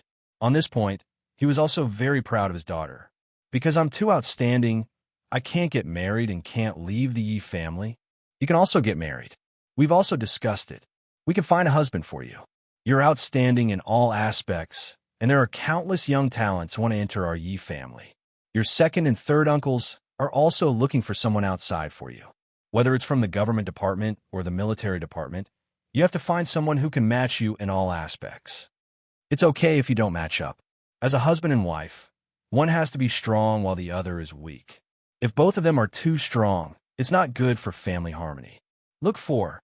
Yiro squinted her eyes and smiled. She said, "Look for? Huh? Can one's own husband be looked for? The past is not the past. Even now in Swallow Dock, there are many couples who have never met before getting married, and they live very well afterward. But I already have someone I like," Yiro said aloud. "That's why I wanted to talk to you. I should have talked to you a long time ago. At that time, I thought that everyone also thought that young people's relationships were not very stable. Maybe they would break up after talking for a while. Now you think we won't break up? I do feel that way. Unfortunately, you couldn't convince me," Yiro said. She closed the book in her hand and prepared to leave. Yiro stopped and turned to look at her father. She knew that he was also in a difficult position. She also understood his difficulties, but she still said firmly, "You didn't convince me. Fong Yan is not a good match." Yi Daowen said, "Because he's not outstanding enough?" "No, because he's too outstanding." Yi Daowen said, "He's too outstanding and too ambitious. We can't control him, and we might even be controlled by him. We're still alive, and your second uncle and third uncle are also here. We can suppress him. If we're not here, and we're all old, do you think there's anyone in the next generation of the Yi family who can suppress him? Isn't that good? If we can't suppress him, then let him become one of us. Let him become one of our family. Isn't that good? Haven't we discussed this matter already? Your second uncle has talked to him in front of everyone. If he's willing to marry into the Yi family, and if the children you have are willing to have the surname Yi, we will not object to your marriage. We will even raise our hands in approval." But he refused. He's not willing. The Yi family's expectations of you are too high. Everyone is waiting for you to climb the heavenly Tao. If you succeed, you'll be our Yi family's heavenly Tao expert. If you marry into the Fong family, you'll become the Fong family's heavenly Tao expert. At that time, will there still be people who will say, "Oh, Yi Ro, that's the Yi family's heavenly Tao expert"? Will there be people who think that? But I failed, but one day you'll succeed. What if I can't succeed in my entire life? Yi Daowen used his palm to rub the rim of the teacup. He sighed softly and said, "Ro, you're sulking like this. I know you have grievances in your heart. Saying these things to you makes me feel bad. But you're still the Yi family's bloodline. You have to think of yourself as a part of the Yi family. If I marry into the Fong family, then I'm no longer a member of the Yi family? Yes, of course. But you're even more of a member of the Fong family." Yi Daowen clenched the rim of his teacup tightly and said, "If, and I'm saying if, a conflict occurs between the Yi family and the Fong family, which side will you stand on? You see, you're also in a difficult position, right? I'll try my best to avoid this kind of thing from happening. It's too difficult. The Yi family has to charge forward, and the Fong family is the same. Just look at what Fong Yin has done." Yi Daowen sighed and said, "If you weren't so outstanding, this matter would be very easy to handle." If Fong Yin wasn't so outstanding, this matter would be easy to handle. The key is that the two of you are too outstanding, you know? The teacher wants Fong Yin to be the teacher. He wants Fong Yin to take over his position and become the next teacher of Swallow Dock. Yi Ro thought for a moment and chuckled. She said, "So, you think he took your position? I know you also want to be a teacher, so you don't agree to our marriage?" "It's not that I want to be a teacher. It's that the Yi family needs this teacher." Yi Daowen put down his teacup and rubbed his forehead with some pain. He said, "You're my daughter. You're also very smart. There are some things I won't hide from you.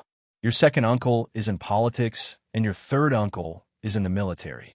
I've waited in Swallow Dock for so many years just for this position. I'm waiting for the teacher to retire or grow old. I'm waiting for this position. Could it be that you think I'm inferior to Fong Yin? Inferior to that young fellow? No one can deny that I'm the most suitable person for that position. I've also always been preparing for that position. I've been preparing for so long. I've been preparing for so many years. Perhaps I'm the same age as you." Yi Daowen's voice contained a sense of dignity and dominance.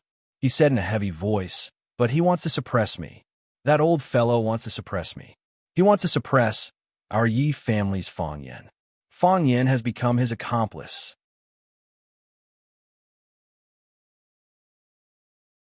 Chapter 720.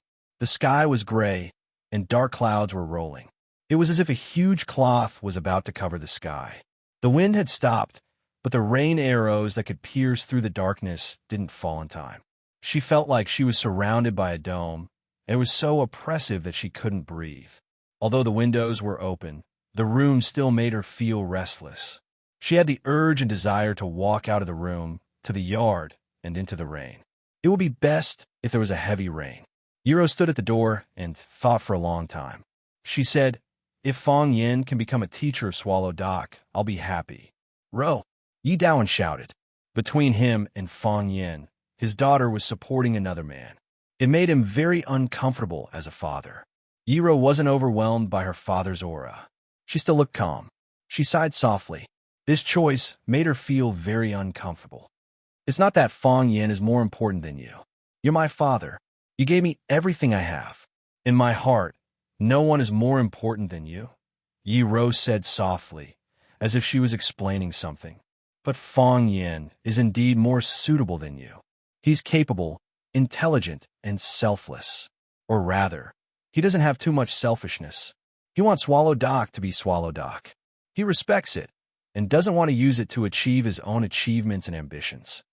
That's because he hasn't reached that position yet. When he becomes a teacher of Swallow Dock, when he has enough power, his ambition will be greater than anyone else's. He won't be able to suppress it. Anyone in that position would have done the same thing. What about a teacher? A teacher is still a teacher. A former teacher is still a teacher. What makes you think I can't be a teacher? What makes you think I can't be a teacher like Long Qianxiang? Because you want too much. What about Fong Yin? His thoughts are more complicated. and his methods are more ruthless. But he's a good person, Yi said softly. Even if he wants something, he'll do it in a righteous way. He won't hurt those innocent people. It's just a one-sided story. Also, Yu and Ro turned around and looked at Yi Daowen's face that was dark from anger. She said, "You said that you waited for many years. You said that you stayed in Swallow Dock for the position of teacher. What if Bai Xiao was still alive? If Bai Xiao was still alive, how would you treat him?" "Impudent," Yi Daowen shouted in a stern voice. "There are many smart people in this world," Yi Ro said fearlessly. Her voice was still soft, as if she was worried that someone outside would hear her. "You're not the smartest person, and neither am I." Yi Ro sighed again, opened the door, and walked out. Boom! A loud clap of thunder came from the distant horizon. Lightning streaked across the sky, lighting up Yi Wen's beautiful face. Her expression was calm, but her eyes were turbulent. She walked to the courtyard and stood in the small courtyard, looking up at the dark sky. Walala! The torrential rain poured down on her face and body. Yi Ro stretched out her hand. The raindrops fell on her palm and splashed away. She enjoyed this moment of comfort and coolness very much. It was as if all the hair on her body had opened up. She knew that only the rain arrows could tear apart the endless darkness and boredom. Clang! Fang Yan's body was smashed heavily against the bluestone wall. His back was burning with pain, and all the bones in his body were about to break. His body slid down the smooth wall. Before he could slide to the ground, Bai Lilu had already rushed over and punched Fang Yan's chest. Swish! The fist passed through the rainforest, and countless raindrops were sent flying. The flying raindrops became indestructible bead arrows. The beads hit the wall and made a pa-pa sound. Then, they exploded and turned into countless denser and finer raindrops. Many raindrops fell on Fang Yan's body, but this kind of injury was meaningless to him. If he was an ordinary person, his chest and stomach might be red and purple, but for Fang Yan, it was nothing more than scratching an itch through his boots. Fang Yan's body was tense, and his back was tightly pressed against the stone wall, as if he was going to squeeze the stone wall until it burst. When his body was ready, he shouted, and his legs suddenly sprang up. He punched toward Bai Lilu's fist. Their fists collided, and then collided again and again. Bai Lilu's godly fist was invincible. He had extremely high attainments in fists, and his strength was strong and fierce. Every punch had the power to split mountains and split stones. Although Fang Yan majored in Tai Chi, he did not use the softness of Tai Chi to overcome the hardness. Instead, he used force to meet force with force. Therefore, when their fists collided, the burst of strength was particularly shocking. Bang! Bang! Both of their bodies leaped into the air, and, after a quick 7 punches and 12 kicks, their bodies began to fall. In the process of falling, the two of them were still entangled and did not separate. Bai Lilu punched toward Fang Yan's face, but Fang Yan turned his fist into a claw and grabbed Bai Lilu's wrist. Bai Lilu waved his fist to dodge, and Fang Yan buckled again. Bai Lilu dodged again, and Fang Yan buckled again. The two of them fought dozens of times in a row, and finally, Fang Yan seized the opportunity. As long as his claws touched Bai Lilu's skin, Bai Lilu could not escape. Fang Yan's body directly hit Bai Lilu's chest, and then with a shoulder, Bai Lilu's body flew out. Bang! Bai Lilu's body fell on the bluestone floor, and then he slid all the way back. The rainwater gathered on the ground was cut by his body, and it flowed in front and on both sides. Crack! Bai Lilu punched out, and a big hole was smashed on the bluestone floor by him. Half of his arm went into the hole. With his arm as the center, he turned his body 360 degrees in 2 circles, and only then did he completely remove Fang Yan's rhinoceros hit. With a punch, he stood up again. Walala! The rainwater poured down, and Fang Yan and Bai Lilu's faces and bodies were all wet. Blood oozed out of Bai Lilu's face, and it was instantly washed away by the rainwater on his face. When it oozed out again, it was washed away again. Therefore, it looked like his face was clean and there were no wounds. Fang Yan grinned and said, "Do you still want to fight?" I just warmed up. How can I not fight? Your face is broken. Fong Yin pointed to the wound on his face and said, Cut the crap. Pa. Bai Li Lu's shoes stepped on the floor, and the rainwater on the ground was pushed away by his powerful inner force. Then, his body rushed straight in the direction of Fong Yin. While sprinting, his right hand clenched into a fist. His fist faintly glowed with blue light, and the wet back of his hand instantly became dry. The rain was still light, but the pervasive raindrops splashed everywhere when they fell around his fist. Even more raindrops didn't have a chance to fly out, and as soon as they came into contact with the blue light, they immediately melted into transparent gas. He was like a fierce horse, and his fist energy was everywhere. Huh! Bai Li Lu snorted and punched at Fong Yan's chest. This was a straight punch, and it was also a fair and square punch. He came straight at Fong Yan, and his punch was aimed at the important part of Fong Yan's body, which was also the part that must be saved. Star-shattering fist was the most powerful punch in the Bailey family's divine fist, and it was also the most difficult punch to practice. Fong Yin had heard from Bailey Lu that when the star-shattering fist was used, the entire arm would turn green. This was because all the energy in the body was gathered in that arm. A person's body might not be able to withstand the boundless energy and explode. However, the people of the Bailey family practiced skin and bones since they were young, and their bodies were extremely strong. Only their tyrannical and strong bodies could withstand such a method of exertion of strength qi. Bai Li Lu had actually learned the star-shattering fist. Soon, Fong Yin shook his head. Bai Li Lu's fist only glowed with blue light, but not the whole fist had turned blue. Moreover, the star-shattering fist not only made the fist turn blue, but also the whole arm and even the face would turn blue.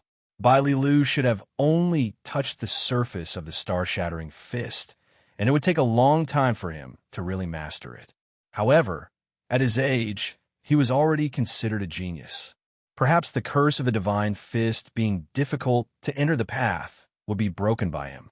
Fong Yin did not dodge. He bent his body slightly, stretched out his hands, and waved them in the rain.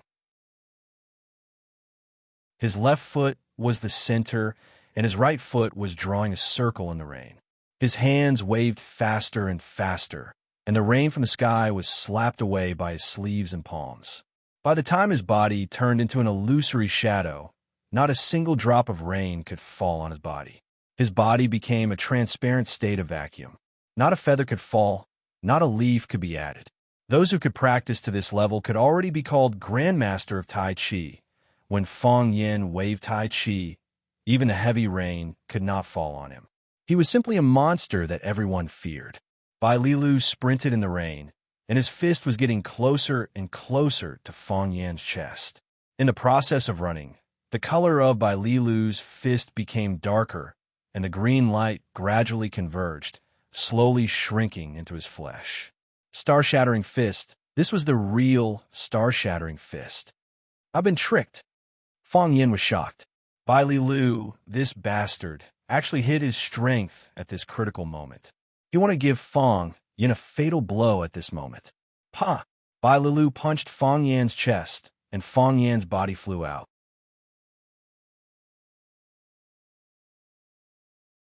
Chapter 721. The 100 Miles godly fist used bravery as its bones and strength as its flesh. It was brave and unyielding when fighting with others, fearless. In the past, when Fong Yin and Bai Li Lu fought, they were fighting to the death. It looked like they were fighting with their lives on the line. Neither of them would hold back. Fong Yin never thought that Bai Li Lu would learn the star-shattering fist after not seeing him for a while. Fong Yin never thought that Bai Li Lu would learn to hide his strength during the fight. Was this the Bai Li Lu he knew? Was this the Bai Li Lu family's man? Fong Yin despised him in his heart. Bai Li Lu's punch was unstoppable. Before the punch arrived, the chi came first. Fong Yan's body bent and flew backward, as if he had been struck by a powerful force and collided with a powerful force. Bai Li Lu's body was still in the charging position. His body was still flying in the air, and his fist was still in the forward position. On the surface, it seemed that Bai Lu had a big advantage. Fang Yin was sent flying by his punch. But Bai Lu knew that this guy was using Tai Chi's drunken crane riding the wind to reduce his strength. When he punched, it was like hitting a pile of cotton wool. The more strength he exerted, the faster the cotton wadding retreated. But could a stone hurt the cotton wool? That was obviously impossible. Drunken crane riding the wind. What a hateful movement. Bai Lu thought angrily. He thought of the Fang family's genius martial artist, Mo Qingdi. When he was at his peak, his tendons were cut off by the dragon god, and he fell to rock bottom. He lived on wine and sleep every day.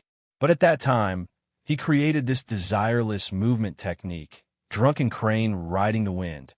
Everyone knew that he went to the cold land to look for the ice dragon's bloodline. Many people were suspicious and sympathetic of this behavior. Ice dragon, that was a legendary monster. How was it possible to find it? They knew that Mo Qingdi might never come back. A prodigy of a generation had fallen from grace just like that. People couldn't help but sigh in regret. When Mo Xiaodi was at his peak, Bai Lu's target had always been him. He had thought that one day he would be able to fight against such a master. But now, it seemed that he would never have the chance again. Logically speaking, Bai Lu's punch, which had been accumulating power for a long time, should have missed because he didn't even touch Fang Yan's body. However, he did not give up. He did not even change his move. His body flew even faster, drenched in the torrential rain and facing the cold wind. His entire palm had turned green. Although the green color was faint, it proved that he had comprehended the star-shattering fist for some time. Fang Yan retreated and rushed forward. When the force of the leap was exhausted, Fang Yan's body began to fall, and so did Bai Lu's body. As soon as Fang Yan's toes touched the ground, Bai Lu charged towards Fang Yan's face in a condescending manner. Asterisk pa. Asterisk, the fist incinerated the rainwater and smashed towards Fang Yan's head. Fang Yan's feet were like a pair of ice skates gliding on the water, and Bai Lu's body was also chasing after him. The whistling of the wind, the pitter-patter of the rainwater, and the heavy breathing of people mingled together. Fang Yan retreated with drunken crane riding the wind in order to reduce the force of Bai Lu's punch. Now, Fang Yan realized that this idea was too idealistic. Bai Lu's star-shattering fist was ready but not released. Until now, the majestic force was still gathered on his fist and arm. In other words, if Fang Yan did not fight with him, his punch would always be a huge threat to Fang Yan. Fang Yan raised his hands and used the hand supporting the sky move. Bai Lu threw out a punch and smashed it toward his palm.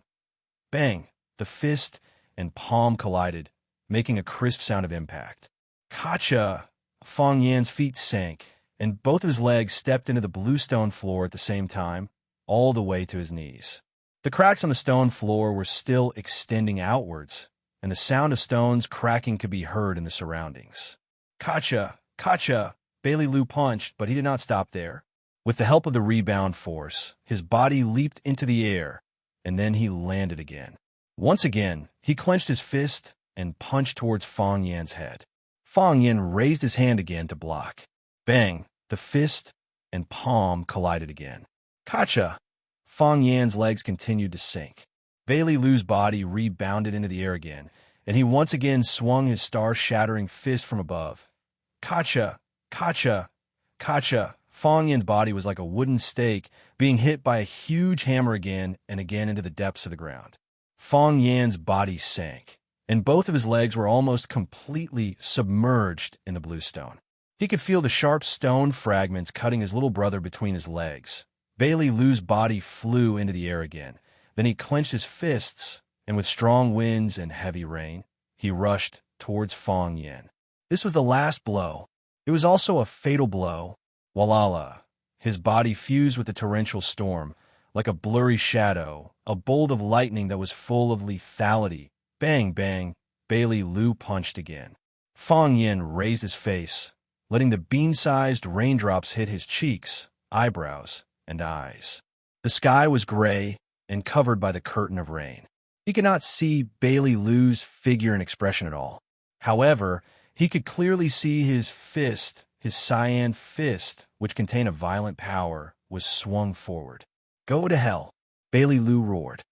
"Go to hell." Fong Yin also roared at the same time.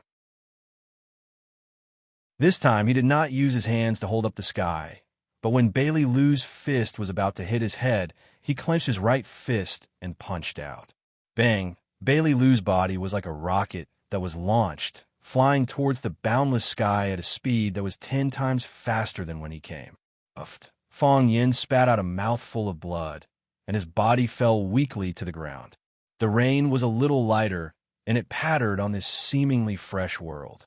The edges of the roof tiles were washed clean, and the leaves were bright. The dozen or so large vats in the courtyard had already been filled with rainwater. The raindrops that fell into the vats only caused ripples in the water. Bailey Liu only felt sweetness in his throat, and quickly drank a mouthful of strong alcohol. He did not expect that the strong smell of alcohol did not wash away the vomit, but choked it out. Uffed. Bailey Liu spat out a mouthful of blood, which was filled with the smell of alcohol. This was the 3rd time he spat out blood. Fong Yin did not even look at him. He lay on the old rattan chair under the eaves, drinking, and his eyes were fixed on the ripples in the big vats. The courtyard belonged to the old drunkard, and the rattan chair was naturally the old drunkard's rattan chair. Of course, the alcohol they were drinking was also the alcohol brewed by the old drunkard. The old drunkard was moved by the fact that Xinya Bing died in the small courtyard and broke all the wine vats in his courtyard. On the day when Fong Yixing died tragically and returned to the village, the old drunkard brewed a few vats of shadaozi for himself. Before he finished those vats of shadaozi, he went to the extremely cold place. Therefore, shadaozi became Fong Yan shadaozi. What exactly happened? Bailey Liu stared at Fong Yan with a face full of unwillingness and said, "I felt that you did not use the heart of Tai Chi. Did it become a dead fetus again? Without the heart of Tai Chi, how could your punch send me flying? What kind of kung fu did you use?" It was not the first time they had fought. Bailey Liu knew Fong Yan's strengths and weaknesses, and Fong Yan also knew Bailey Liu's limits. However, he could not understand the way he fought today, or the punch he threw out to counterattack. He used the star-breaking fist, the most powerful and powerful star-breaking fist among the 100 miles godly fists. Even this move could not subdue Fong Yan, and it could not even subdue Fong Yan, who had lost the heart of Tai Chi, the Bailey family's godly fist. Was it still a godly fist? Could it be that he had been deceived by his family? "You deserve it." Fong Yan glanced at him and said with a sneer. He did not bother to explain too much to him. The current Bailey Liu was not at the same level as him at all. If he wanted to fight in the future, he would fight his father or his grandfather. As for Bailey Liu himself, humph, he was too inexperienced. Bailey Liu smiled bitterly and said, "You don't really think I'm here to avenge Bai Xiao, do you? Ever since I was a child, I've always disliked that guy. He's a wild child from the outside. Just because he's with Master, he thinks he's some big shot? If you hadn't killed him first, I would have come to him and taught him a lesson on how to be a man. Then why didn't you do it earlier?" Fong Yin said mockingly. At that time, the star-breaking fist hadn't been mastered, right? Bailey Liu was a little embarrassed. He drank another mouthful of liquor and said, "Bai Xiao, is he really dead?" "Dead," Fong Yin said straightforwardly. "It's good that he's dead." Bailey Liu sighed softly. "Although I used to think he was annoying, I didn't expect him to be so vicious. Such a guy actually appeared in our Swallow Fort. Master." In the end, Bailey Liu did not go too deep on the topic of Master. He looked at Fong Yin and said, "I heard that you came back to force the Emperor to abdicate." "It's not really to force the Emperor to abdicate. I just want to find an answer," Fong Yin said. "Have you found the answer?" Fong Yin shook his head lightly and said, "I'm still looking. If there's a need, you're willing to help?" "I mean, if there's a need for you," Bailey Liu said. Fong Yin squinted his eyes and smiled. He said, "Of course there's a need." Bailey Liu looked at Fong Yin with a puzzled expression. Fong Yin raised a bowl of liquor in his hand and said, "To the old drunkard, Bailey Lu did not dare to call Mo Qingdi an old drunkard like Fang Yin. Although Mo Qingdi was not there, he still said respectfully to Elder Mo. Fang Yin drank all the xiao dao in the bowl in one gulp. Gasping for breath, he said, "Why did you come back this time?" "To marry Yi Ro," Bailey Lu said.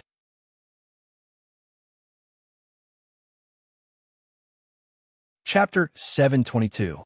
And then, Fang Yin asked. His voice blended with the falling raindrops and was masked by the whistling wind, making it almost impossible to hear him clearly. However, Bailey Lu heard it clearly. He could even hear the emotion contained in the word.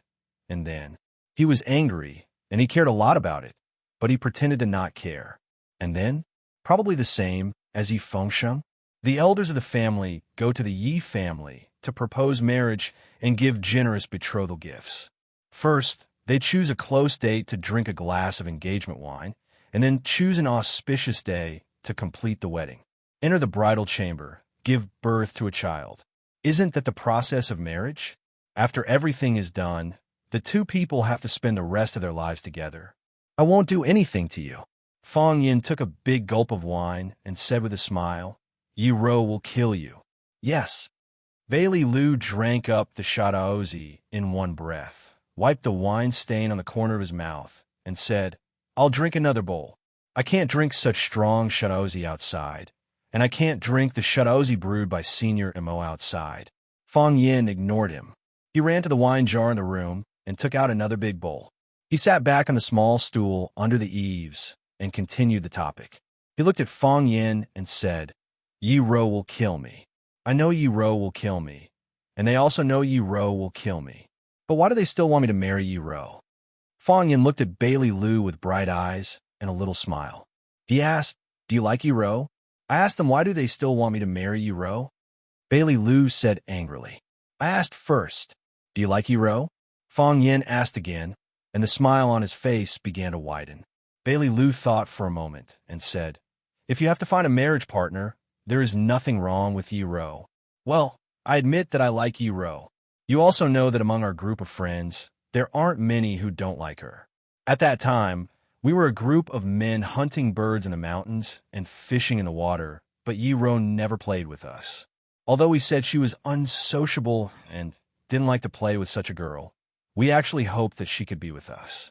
If she inadvertently glanced at us, everyone's heart would pound violently, and their voices would become much louder, just like a group of little roosters that had been injected with hormones." Bailey picked up the wine bowl and took a sip.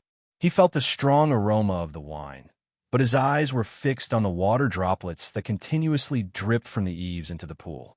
The water droplets were like a thick, transparent thread, creating small ripples in the small pool. If the water droplets were alive, would they merge with each other or be swallowed by the pool? Were their hearts filled with joy? At that time, we were all very envious and jealous of you.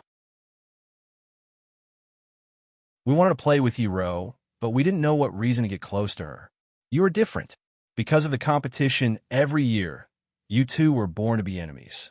When a group of us stands together, when she looks over, her gaze will most likely be on you, although her gaze might not be kind.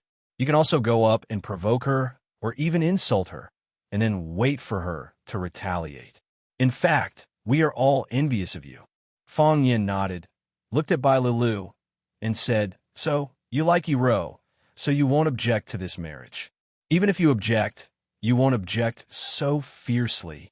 Yi Ro has extraordinary skills, and she may become the youngest elite in the Tao of Heaven in Swallow Fort. The Yi family is now like the sun in the sky. If you two get married, the Bailey family will also benefit a lot. Not only the Bailey family.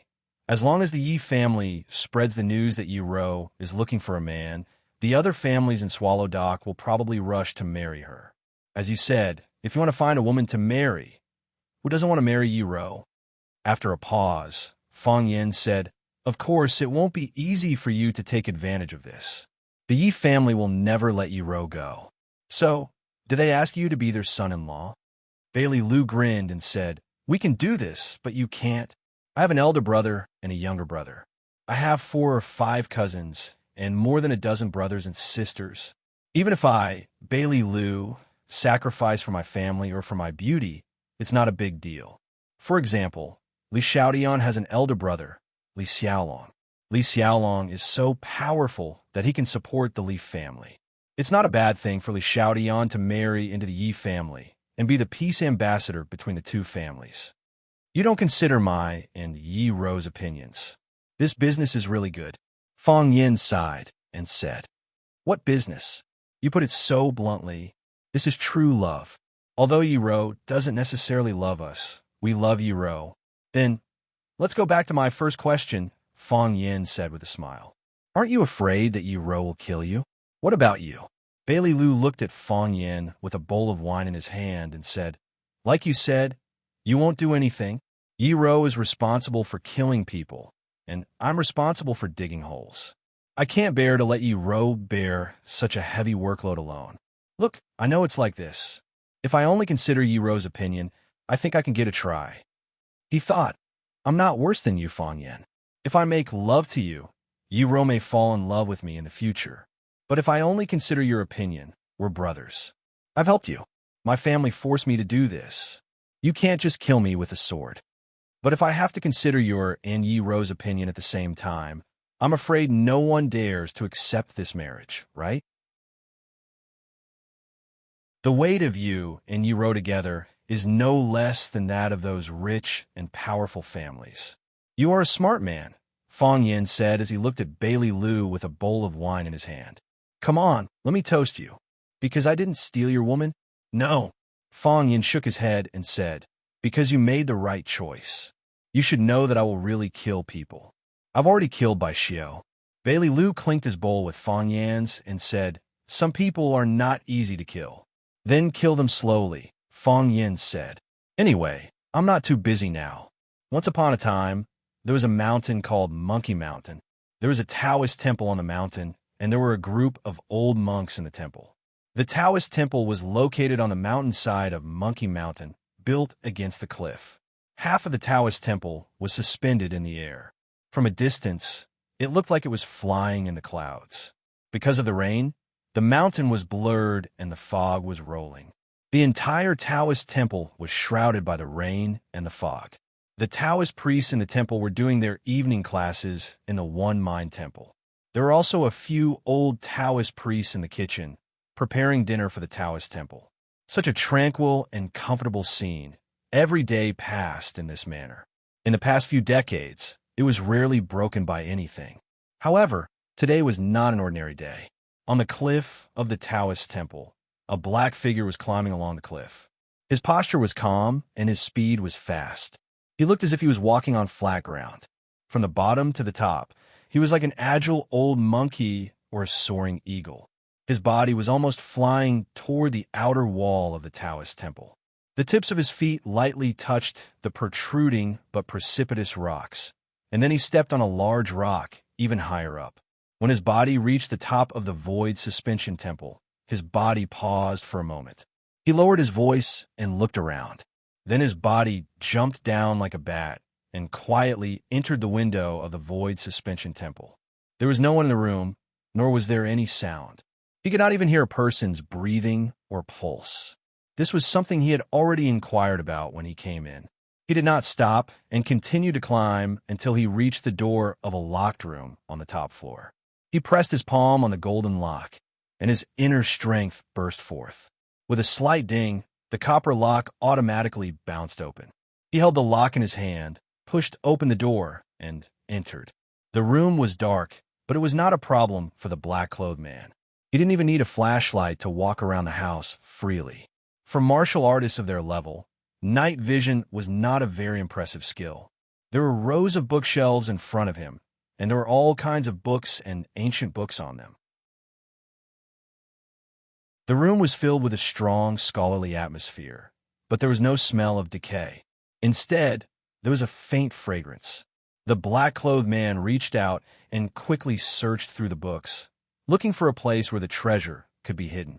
In a very inconspicuous small house in the Taoist temple, a young Taoist was sitting on a chair, drowsily sleeping. Perhaps he was startled by the thunder outside, but he suddenly opened his eyes and wiped the saliva from the corner of his mouth. Looking at the surveillance image on the TV screen in front of him and the figure busy in the darkroom, the young Taoist became excited and ran towards the one-hearted sect view next door. Lowering his voice, he shouted, "Master, Master! Grandmaster, someone's here to steal the Tai Chi painting again. Someone's here to steal the Tai Chi painting again."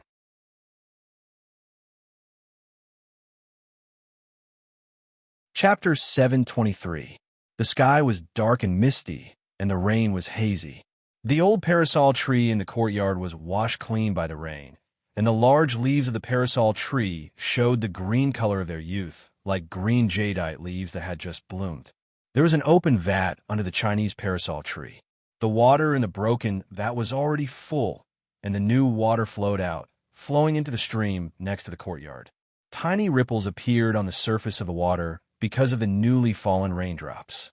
Occasionally, large ripples would appear, stirring up the water in the vat, as if there was an invisible monster hiding at the bottom of the vat. However, it didn't show its head, and there was no way to see its true appearance. Splash! A big red fish emerged from the water, opening its mouth and spitting out bubbles, catching the rootless water falling from the sky. It seemed as if something had bitten its tail, and then it suddenly dove into the bottom of the pond. Splash! Water splashed everywhere, and the water swayed even more violently. With the heart of the water as the center, ripples began to spin in the vat. The Black Shadow was still searching in the room, flipping through the precious ancient books and then throwing them to the side. His movements were extremely fast, but he almost didn't make any sound. The room was still pitch black, and other than the flickering light from his pupils, it was difficult to see any other light. Swoosh! A cool breeze blew toward his back. If it was someone else, they would just think that there was a breeze blowing and their back was slightly cold. However, for the black-robed man, even the slightest movement in the surrounding dozens of feet could not escape his perception. He didn't make any movements, but his body actually disappeared from where he stood. Crack! Countless fine threads of the horsetail whisk slapped the bookshelf, and the bookshelf was cut into countless pieces. That wasn't a natural wind, but a breeze caused by the attack of the horsetail whisk. After missing its attack, the horsetail whisk flicked, and it once again chased after the black-robed man not far away. This time, the direction of the horsetail whisk's attack was that pair of bright eyes. In this dark space, the pair of eyes were a little too bright. Swoosh! There was another faint breeze. The person holding the horsetail whisk leaped up, and his Taoist robe opened, but there was no sound. His appearance, his attack, and his attack, all of them had not made a single sound. He didn't even speak. Even his breathing was so soft that it couldn't be heard. This person was using the Taoist's turtle breathing technique.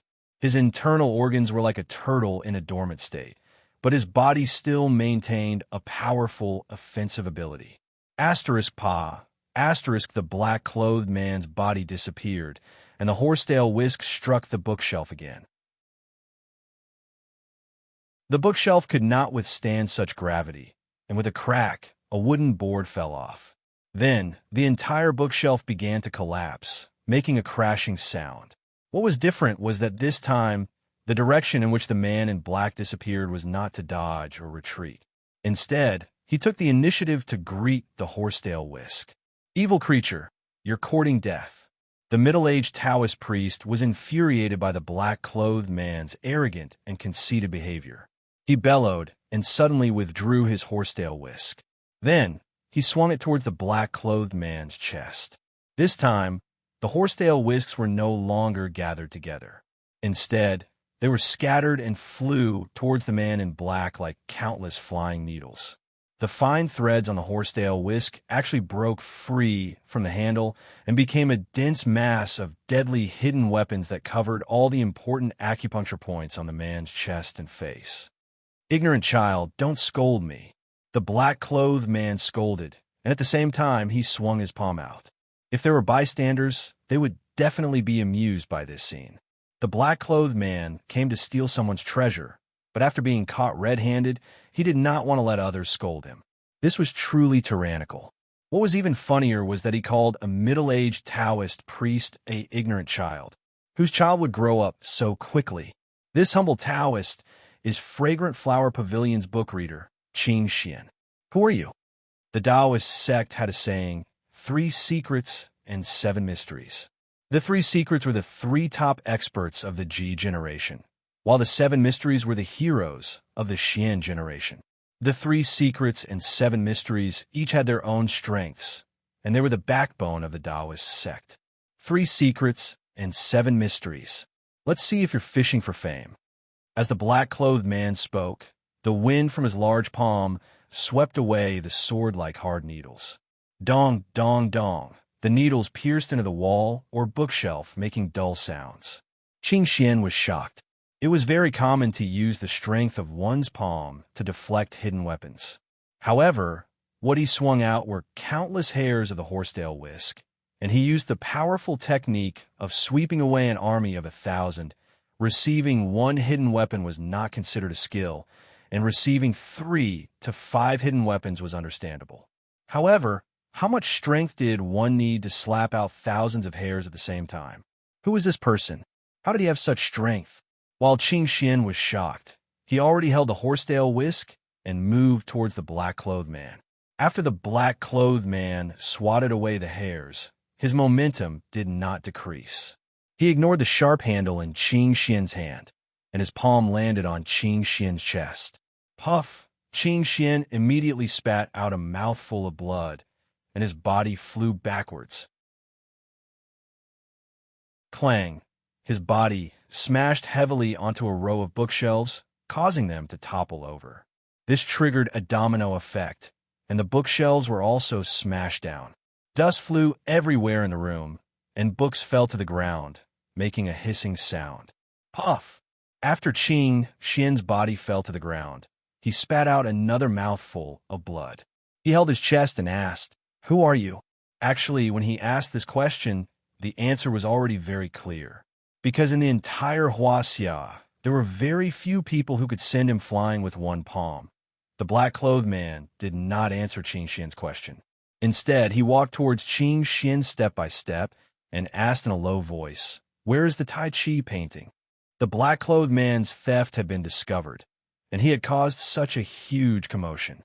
Not only did he not escape immediately, but he also continued to ask about the treasure. "You are also here for the Tai Chi painting. Who are you?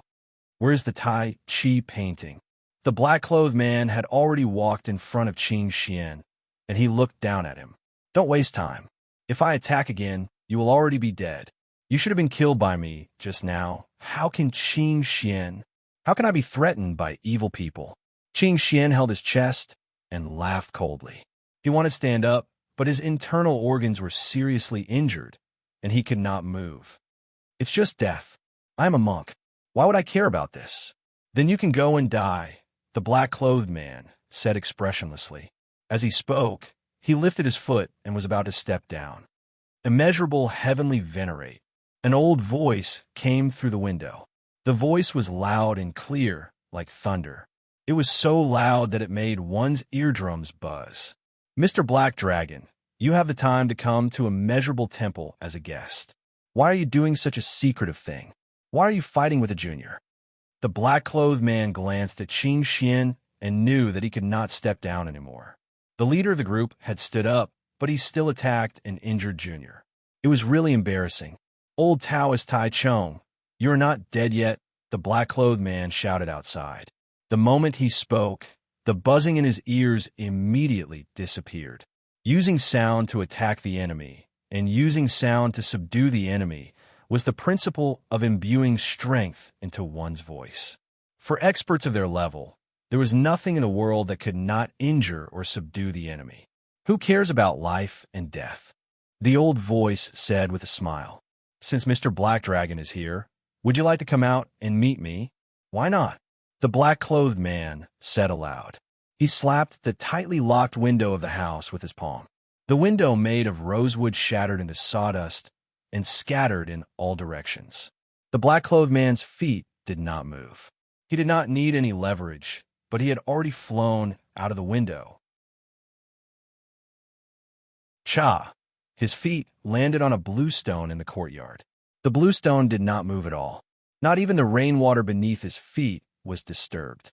Black clothes and a black hat. His entire body was shrouded in darkness.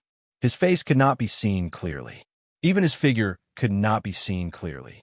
He stood there motionless, but his body seemed to be wrapped in a layer of gauze, wrapped in a layer of fog. It was illusory and real, and one could never find his true body. In the courtyard, dozens of Taoist priests gathered around. There were old Taoist priests with white beards, and there were also some young and naive Taoist priests. They looked at the man in black who was hiding in the wind and rain with a common enemy. There was no joy nor sorrow, only some anger spreading in their hearts. They did not provoke anyone, but there was always someone who came to their house to steal things and hurt their loved ones. This kind of thing would not feel good to anyone. Were monks not human? However, they did not act rashly, because the person standing in the black shadow was called the Black Dragon, the most elusive and most unfathomable black dragon, one of the 3 divine dragons of Huaxia. Even though they were experienced and knowledgeable, they had to say, the guest who came to visit today was also a legendary figure. In the middle of the crowd of Taoist priests stood an old man in a light-colored Taoist robe. The old man's hair and beard were all black, and there were not many wrinkles on his face. However, his voice was extremely old, like an old monster that had lived for hundreds of years. The old man straightened his back and stood in the middle of the crowd. He looked at the black-clothed divine dragon and said, "Which Tai Chi diagram do you want? Treasures of heaven and earth belong to virtuous people." The black dragon said calmly. Even though he was surrounded by so many people, he was not afraid at all. "You have no use for it. I will take it myself." "If you can't take it, doesn't that prove that you are a person without virtue?" Taoist Tai Chong joked. "I haven't taken it yet. How do you know I can't take it?" "I'm afraid you can't take it," Tai Chong said with great certainty. "The world is so big. If I want to leave, who can stop me? If I want to come, who can stop me?" The black-robed man said with a sonorous voice.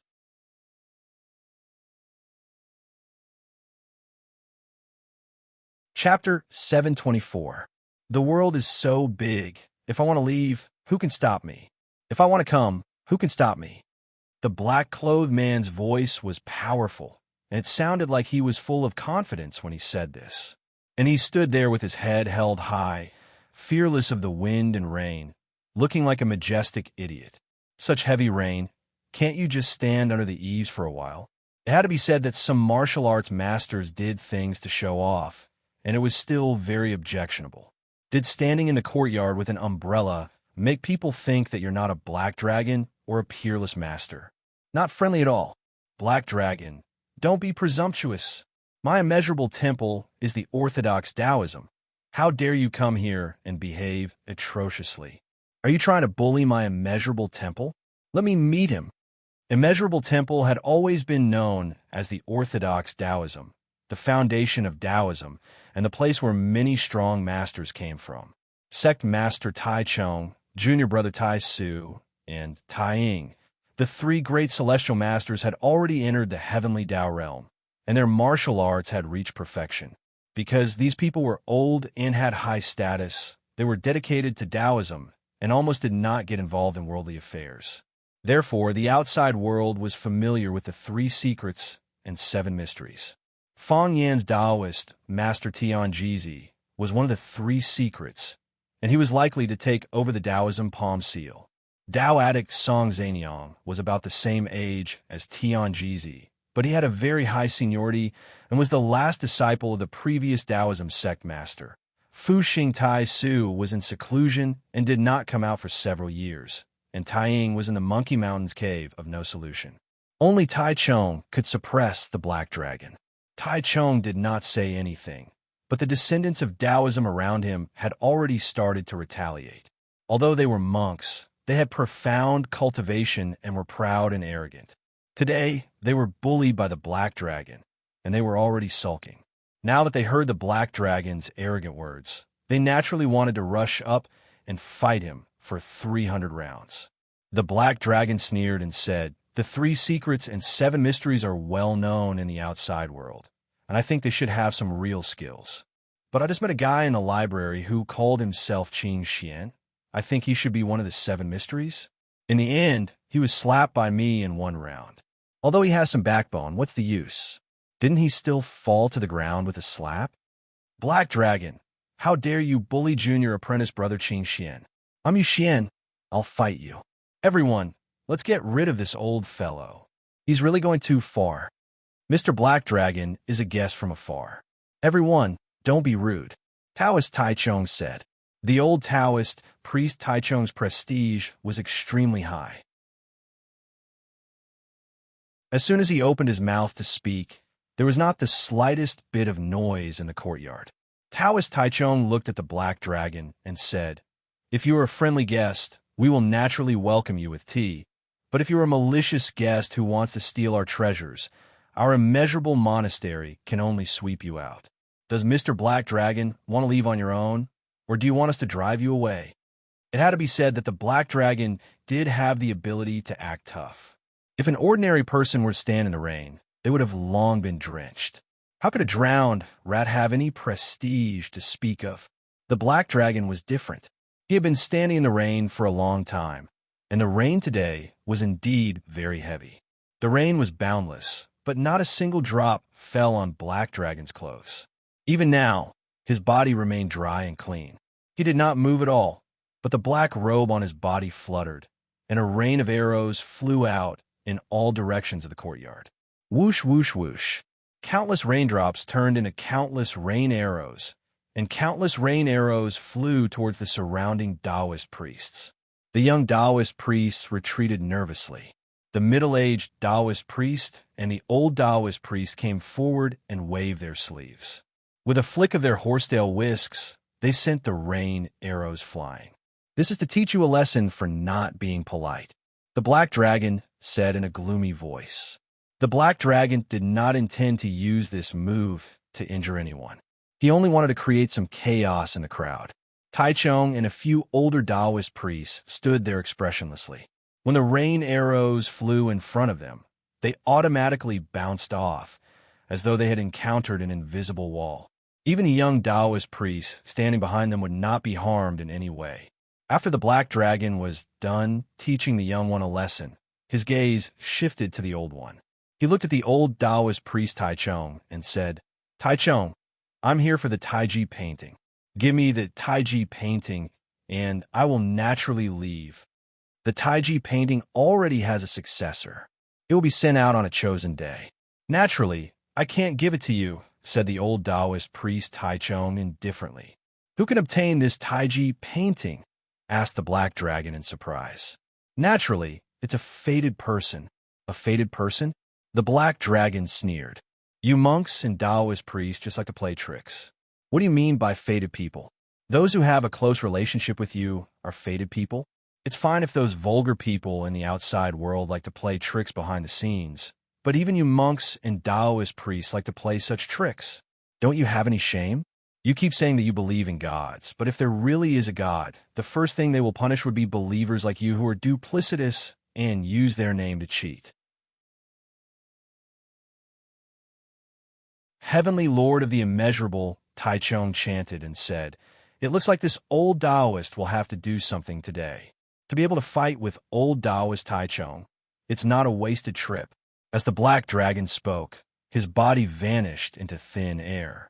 When he appeared again, he had already leaped in front of the old Taoist priest Taichung, appearing and disappearing like a ghost. It was not the Black Dragon's usual movements, but the ultimate technique that the Black Dragon was currently using. This ultimate technique was called appearing and disappearing like a ghost. Apart from a very small number of experts in the world, very few people could track his movements. Just like his nickname Black Dragon, he was hidden in the darkness, and all one could see was nothingness. The Black Dragon was currently in a state of nothingness, and his body had turned into a blurry figure. It was just like the name of a very popular television series a few years ago, like Fog, Rain, and Wind. He struck out with his palm, and the palm that he struck out also turned illusory. It was not a shadow, but a palm formation formed by countless palm shadows. With just a light palm strike, the black dragon locked onto the old Taoist priest Taichung's chi activity. Like an invisible electric net, it trapped his hands, his feet, and every part of his body that could attack. When experts exchanged blows, the first thing they competed on was chi activity. The black dragon's chi activity was powerful, and he had struck first. It looked like he had already gained the upper hand. Just as the illusory palm prints were about to strike the old Taoist priest Taichung's chest, the old Taoist priest's body disappeared. No, he did not disappear. He just suddenly disappeared right under people's noses, and then reappeared even more suddenly. It was as if he had used the invisibility technique once, and then instantly lost its effect. Then, Black Dragon's charging body was sent flying backwards. Whoosh! His black robe fluttered in the wind. Crack! The Black Dragon's feet stood on a large vat in the courtyard, and he broke a small corner of the vat. Then, he looked in Taichung's direction in surprise. Final radiance of the setting sun, rebirth after death. The Black Dragon chuckled. Interesting. In the large vat behind him, two big fish, one black and one white, poked their heads out. The wedding date for Yi Fengsheng and Bailey Qingzhu had been roughly set. Because they already had a child in their wombs, many things had to be simplified and done quickly. They had to get married within a month. After all, they could not let the girl's belly grow big or the news spread before they got married. If that happened, it would not look good on both sides. Fang Yin was originally going to return to Huacheng in the next few days. There were still a lot of things to take care of there, but now it was very difficult for him to leave. On one hand, he had promised Zhang Jianjun that he would complete a mission for the country. He was duty-bound to help the country. Moreover, Swallow Dock had been doing this all these years.